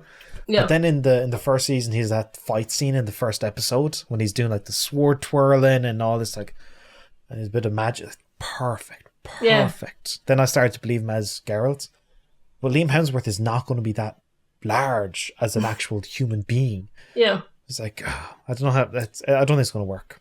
Yeah, it'll be interesting to see how it goes, because I do not want Liam Hemsworth to be mocked. You know, that man doesn't deserve to be mocked, but I feel like he is going to get mocked. Yeah, it's going to be brutal. I think it's if I was his agent, I'd go, don't take it. This is going to tank the next 3 years of your career. Yeah. It's going to be one season and done, and you're not going to get any roles for the next 3 years. It's like, this is going to be like getting typecast, but like the wrong way. You know, like Harry Potter and Daniel Radcliffe? Imagine that, but bad, you know? I have two more things to get to. Remember I said to you, hey, I'm okay with us meandering? Okay, yeah. And we're going to do a 30-minute video. Do you regret that? No, it's actually quite fun. Oh, we're 2 hours 38 in. I've just noticed I don't have my glasses on. All right, Kirsty. I know it's your favorite drink. What's your favorite drink? Pina colada. I got asked this question on my recent Q&A by a patron by the name of James, which was an excellent question. I want to pose it to you. Describe your perfect night out.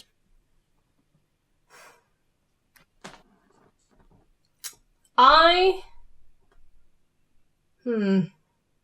like a bar crawl, I think. I like starting at one bar, I don't care about just getting like a vodka Coke. I want something that I'm not going to get somewhere else. So like, especially if bars have their own thing that they only serve. Like one bar had this thing called like File for Divorce, and you can't even buy that online. It's like an IPA. I want to have that, and then I want to move on to the next bar, and then I want to have, and like you go to a Brewdog, and they're like, oh, we've got something called like Cocoa Psycho, and it's a 19% beer, and it tastes like chocolate, and I'm like, I'll have 3. And then I want to go to the next bar, and it's a Vodka Revs, and they've got like a Captain Coconut. I like those kinds of nights out.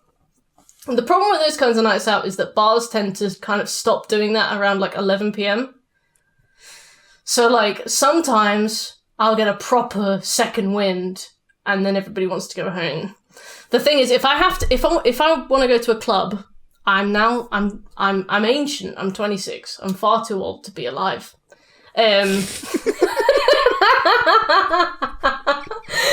The only thing that gets me through a night out... I'm far too old to be alive. Far too old to be alive. The only thing that gets me through a night out is a VK. Have you ever heard of VK? No.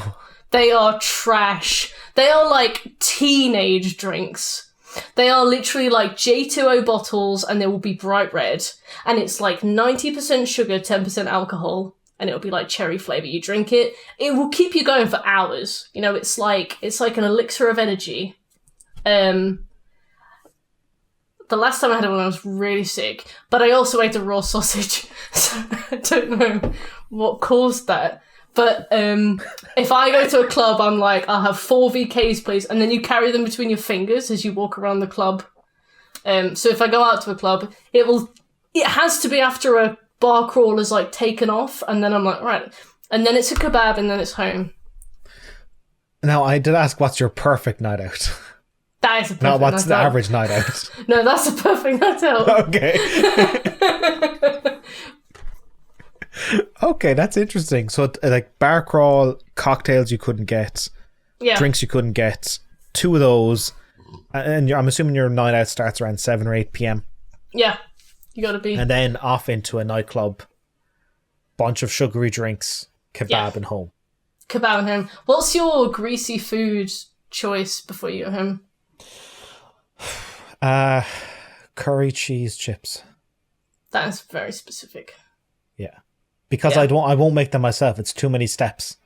That's I can true. make a curry chip myself. But then the addition of the cheese, because here's the thing, if you do it at home, you realise how much fucking cheese they actually put on it, and you're horrified. Yeah. Like, I don't want to know. I don't want to know. Just put in the box. Yeah, curry Lie cheese. to me. Lie to me. Yeah. Lie to me.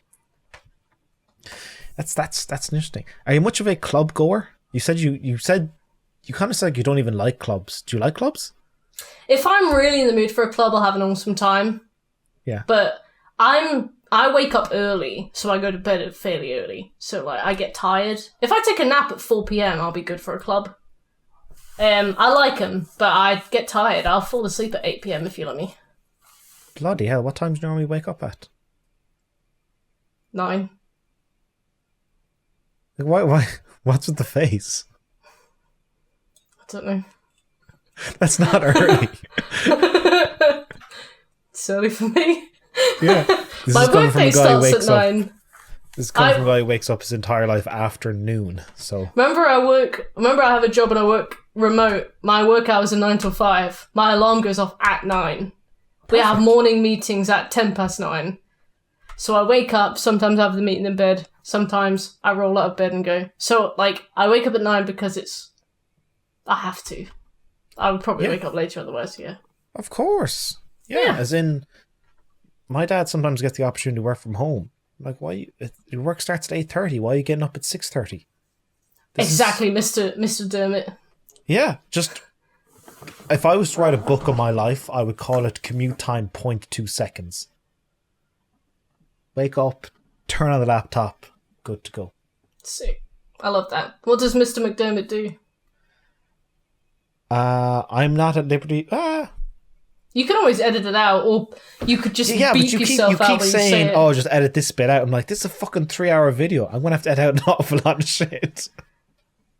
Isn't that what you spend all day doing? I was like, oh, he'll get this bit. Oh, he'll get this bit. Yeah. Director of quality something or other in Johnson & Johnson. Sick. Baby wipes. I don't actually know what product. They make so much shit. I don't know actually what product he's on. Although when the pandemic initially hit, I was like, "You dad, can your work get us some of those taste new vaccines going about?" He was like, "It doesn't work like that, Adam." It's like, come on, Mr. Dermot. I was like, I love that you have a Guinness glass. Yeah. Sick. Not only do I have the Guinness glass. Oh, sorry, I keep doing this one. It's actually this camera, which is behind my laptop. Beautiful. So it's the Guinness glass, and you might be able to notice the harp. That is now faded above the Guinness thing, the golden harp. Mm-hmm. So this is actually stolen from one of my favourite bars in Limerick called Fennessy's. I saw it like 6 years ago. But because I've used it so much, every time I have Guinness, I drink it out of a Guinness glass.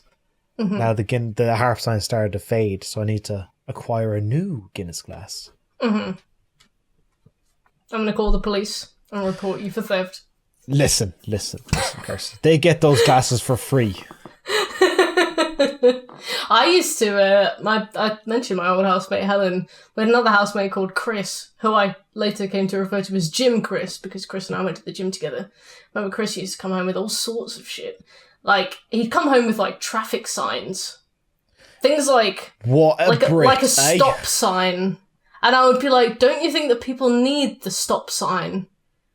It could be quite dangerous for you to have this traffic sign. And he'd be like, oh, I just found it next to the road. Nobody was using it. Yeah, that's where they put them, Chris. It's like... At the intersection, they put them there. We had so many traffic cones. So many. And the other housemate, Jovi, had a chicken that he just bought in one day called Sparky. There is something wonderful about kind of... I imagine this was all in your kind of early 20s or college year. Yeah. Did you ever watch a show called Fresh Meat? I fucking love Fresh Meat. Really? Yeah, that's such a good show. That was made by the guy who did Peep Show. Oh, I have...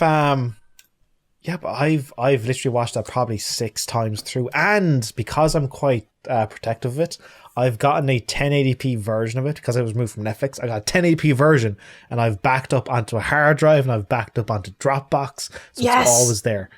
Because it was originally on 4OD, wasn't it? And then it moved to Netflix. And then when they moved it to Netflix, they changed loads of the music. They started using like rights-free music, didn't they? And it ruined some of the scenes. I'm not sure about that. I never saw the 4D version. I was only asking to be polite. They definitely did. And it really annoyed me.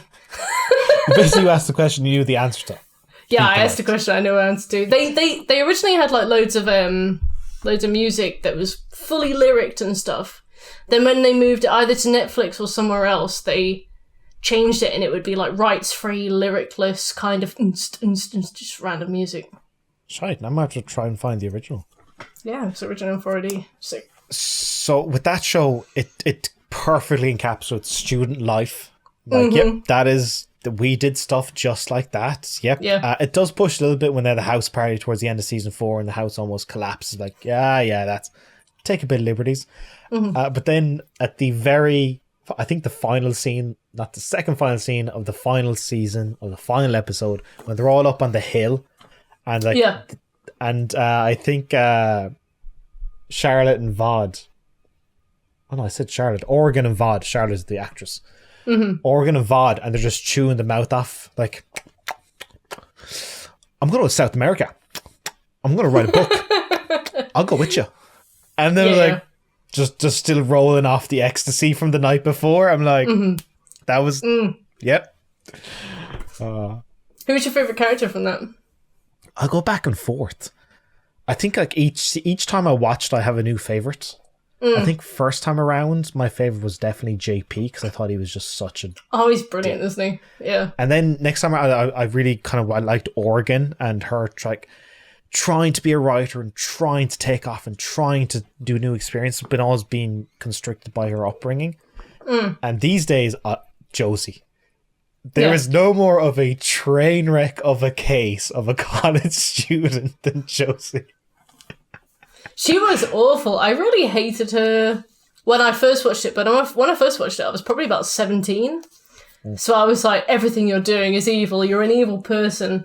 And then the most recent time I watched it was probably about 24. And I was like, she makes mistakes. You know, you kind of like, bless you, Josie. Yeah, what I admired about Josie was, you're still around. Like, most people would have given up at this point because of how much of a failure you've been. Like, she literally shows up to a lab completely smashed and then drills a hole in the side of a girl's mouth. Yeah. Gets kicked out of the university or just refuses to accept it. Never give me a pep talk, by the way. I don't want to hear you be like, you're still here even though you're a massive failure. But you showed up. You showed up. That's 50% of it. The other 50% of it you haven't achieved, but the first 50% of it you've done all right. Yeah, I think I watch Fresh Meat probably like every September when the new college starts. I'm like, I should probably watch Fresh Meat and kind of put on an episode or two a night because they're 40 minutes a piece. So you get they're long, aren't they? Yeah. So you kind of watch them over the course of like a month or so. It's like, this is just nice. Who? Did you do uni then? 4 years. What'd you study? Digital media design. Awesome. Not awesome at all. It was an absolute bullshit course. It was recently put into the college. It was a 4-year course that should have been a 1-year course. I had to learn about sociology and mathematics, and all I wanted to do was give me a goddamn camera and show me how to edit stuff. That didn't happen. No. So instead, I'm self-taught. All the editing, all the stuff I do, it's all self-taught. Yeah, no. Weird that they made you do maths. Right? Why did they make you do maths? Because they didn't have enough stuff to fill the schedule. So they just made us do maths. That's rancid. Now, what is good, though, is because of the university, because I was so disenfranchised by it, I learned that in our third year, you had an option of either doing cooperative work, where you would work for free as an intern in a place, or you would do what's called Erasmus. I think you have this in England as well. Yeah, we had Erasmus. Study abroad. Mm-hmm. And I found out that the university would give you a grant. They do, yeah. I was like, okay. So the class was like 20 people and nobody knew about this. I was like, I'm not doing unpaid work for 9 months in some office making shit for free. I'm not doing that. And then I kind of maneuver around. I was like, oh, we can do an Erasmus. We've got a sister college in Umeå, Sweden, up by the Arctic Circle. I went, fuck, that sounds class. And we will give you money to go there for 3 months. I found out, I applied for it, and the way they would do the structuring, it was based on your grade. The highest grade got the first recommendation. I was like, my grades are... So I told nobody in the class, except one other person. I was like, listen, they'll give us a fuckload of money to go study in Sweden for 3 months. Yeah. Don't tell anybody, but apply for it. And then once the applications ended, I had to have this big facade. People were like, oh, what co-op placement did you get? Where are you going to be working next year? Still figuring it out, still. And then once the closing date finished and it was just us 2 applicants, I was like, fuck all you and your unpaid labour. I'm going partying in Sweden. How was the Arctic Circle? Amazing. Was it really? It wasn't in the Arctic Circle. It's like maybe close enough to it. Like, it's very northern. Like, by November, you get about 3 hours of daylight per day. But September and October, I got away with fucking murder. Because I went to a mansion house party where all the drinks were free. I got into so many different places. I switched all my classes to online classes and feigned that I was interested in Scandinavian history instead of actual digital media design. Mm-hmm. I was out in a forest at a house party. I was out by lakes doing parties. It was just like the token Irish people that end up getting invited to everything. Like little local celebrities. Yeah. Amazing. He's so whimsical. Bring him along. Yeah. This is what I want for you, Kirsty. You can do this like abroad as well. I probably could. Alright. Oh yeah, I've got another can of Guinness there, but as for official recordings, because we're going on, oh boy, 3 hours. Yeah. When I watched your I know you did a 3-hour thing with James and Tyler for That was so fun. I love those two. Yeah, I went 3 hours, Jesus. I couldn't do that. We're going to do 30 minutes. We were talking for so long. Yeah. Especially because James and I were both doing GTA 5 Criminal Masterminds at the time. A few weeks later, he'd done it. About 6 months later, I did it. Mm. And we were like, we'll get together for a reunion episode afterwards, but they'd stopped doing the podcast. I was gutted. Which is unfortunate, because I think James has got like a really good voice for podcasting. Oh my god, he does, doesn't he? He's got like a caramel voice. Yeah. And then Tyler's like good banter as well alongside him. So like, funny, yeah. This is good.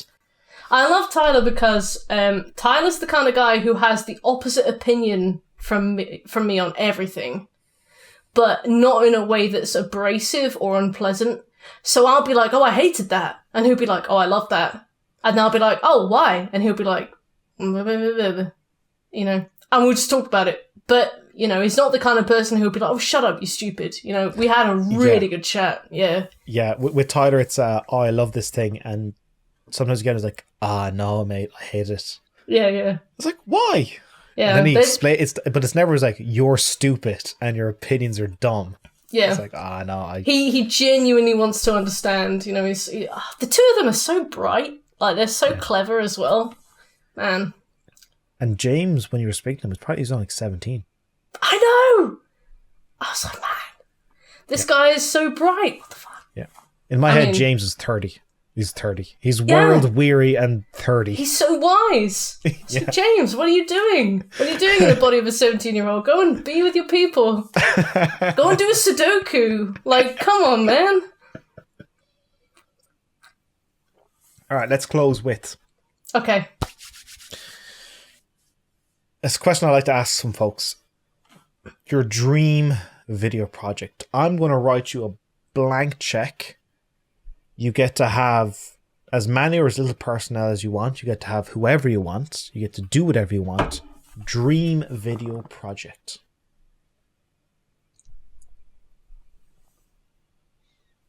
Oh, no. Take your time. I have ideas for things that I'd like. And I have ideas for people that I'd like. I'm like 7 beers in. No, you're not. 1, 2, 3, 4, 5, 6, 7. They're not 2. They're 1. Yeah, but if these are single pints, then what are these? Okay, hang on. Okay, listen. You fucking English. 500 milliliters is 1 drink. This is 620. Yeah, and what are the cans? 330? 440? Yeah, probably. Yeah. They're 330. Okay, so 1, that's 2. How many liters? This is 1 litre as a 3. And this is 1.5 litres together. So you're on number 5. Alright, I've had 5 drinks then. I've had 5 drinks. Yeah. Okay. What was your original number? You said 6? 7. Yeah. Yeah. I only push back on that is because I've had conversations with Americans at times like, oh, dude, I had like 9 beers last night. I was hammered. It's like, no. You had 9 300 milliliter cans. So, but you're right. As you down that one. Yep. Are you trying to get to 7? Yeah. Okay. Okay. As I was saying, that was full.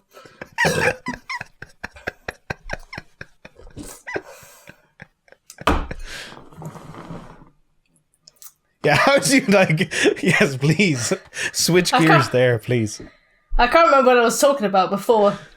You said you had ideas for who you want. There are people that I would love to involve, but there are subjects that I would love to involve, and I don't think the two are very compatible.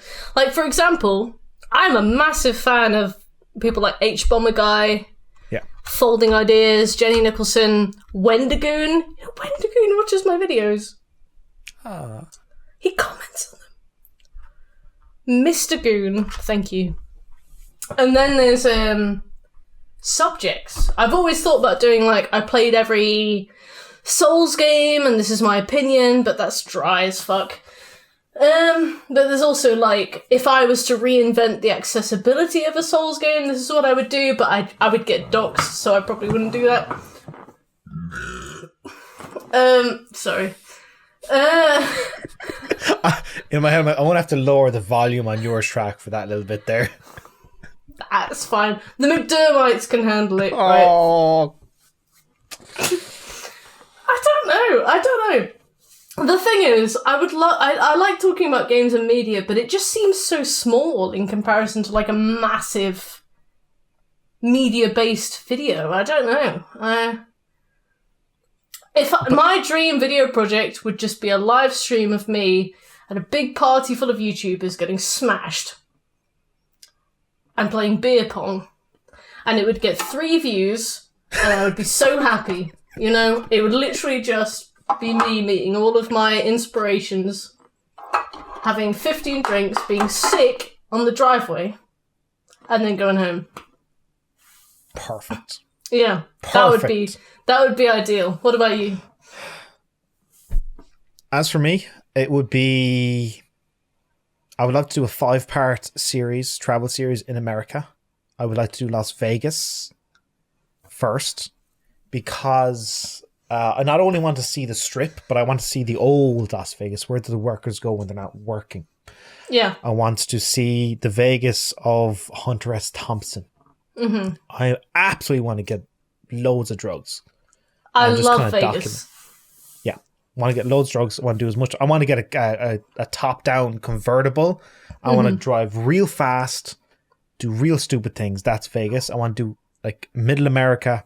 I want to go to a college football game and tailgate it and get the whole a town involved in it. I want to go to that, document it, and then Boston for the Boston Irish, New York City because it's iconic, so many movies, and then wrap it up in Miami, South Beach to see any remnants possible from GTA Vice City. I will be your cameraman if you want. I would need one cameraman, yeah. That's the idea. I don't want to do an actual big production because I find there's a barrier.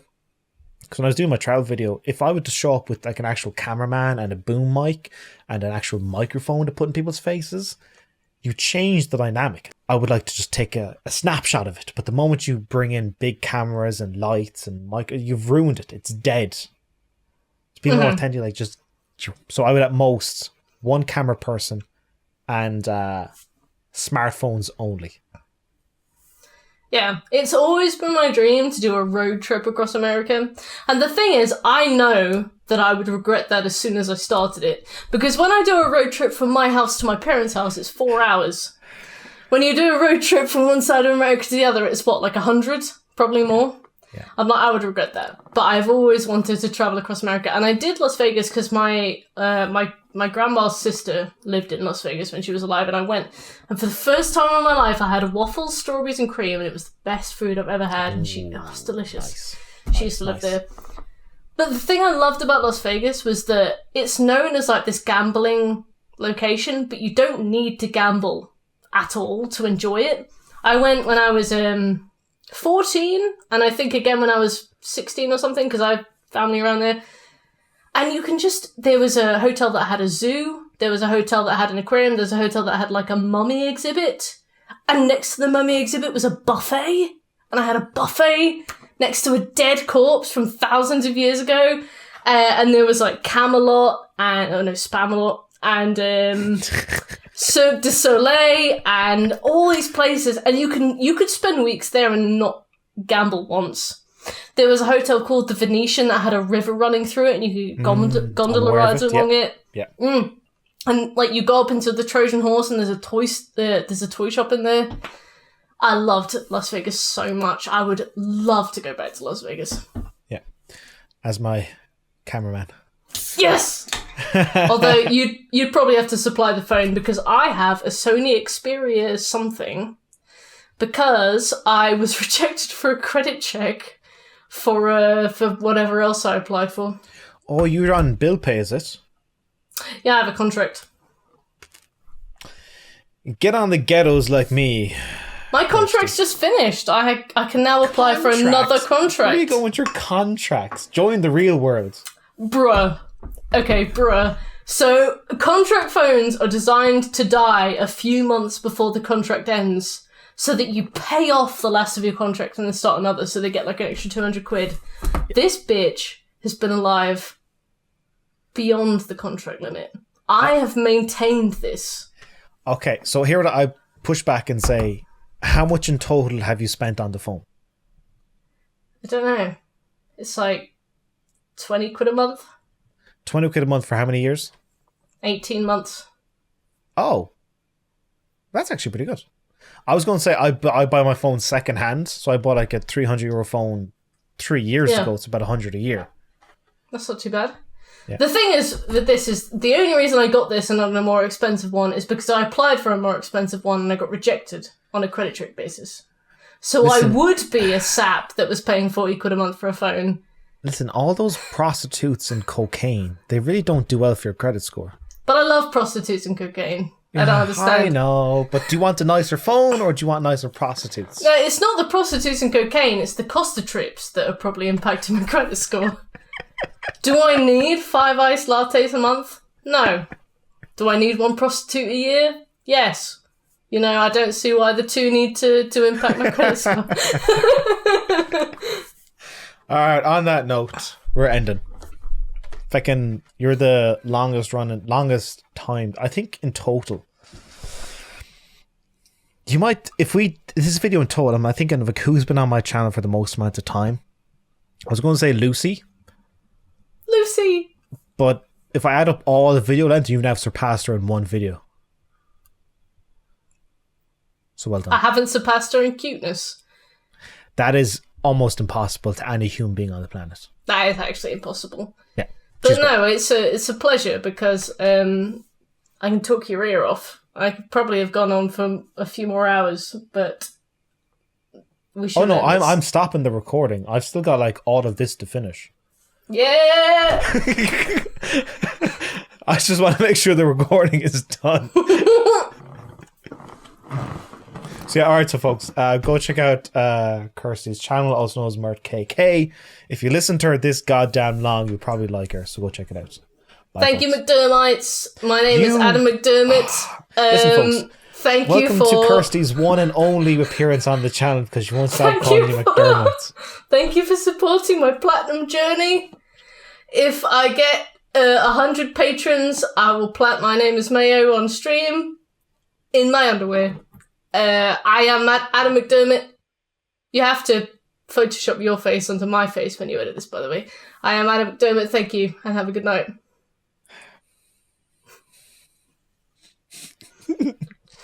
Fucking gobshite.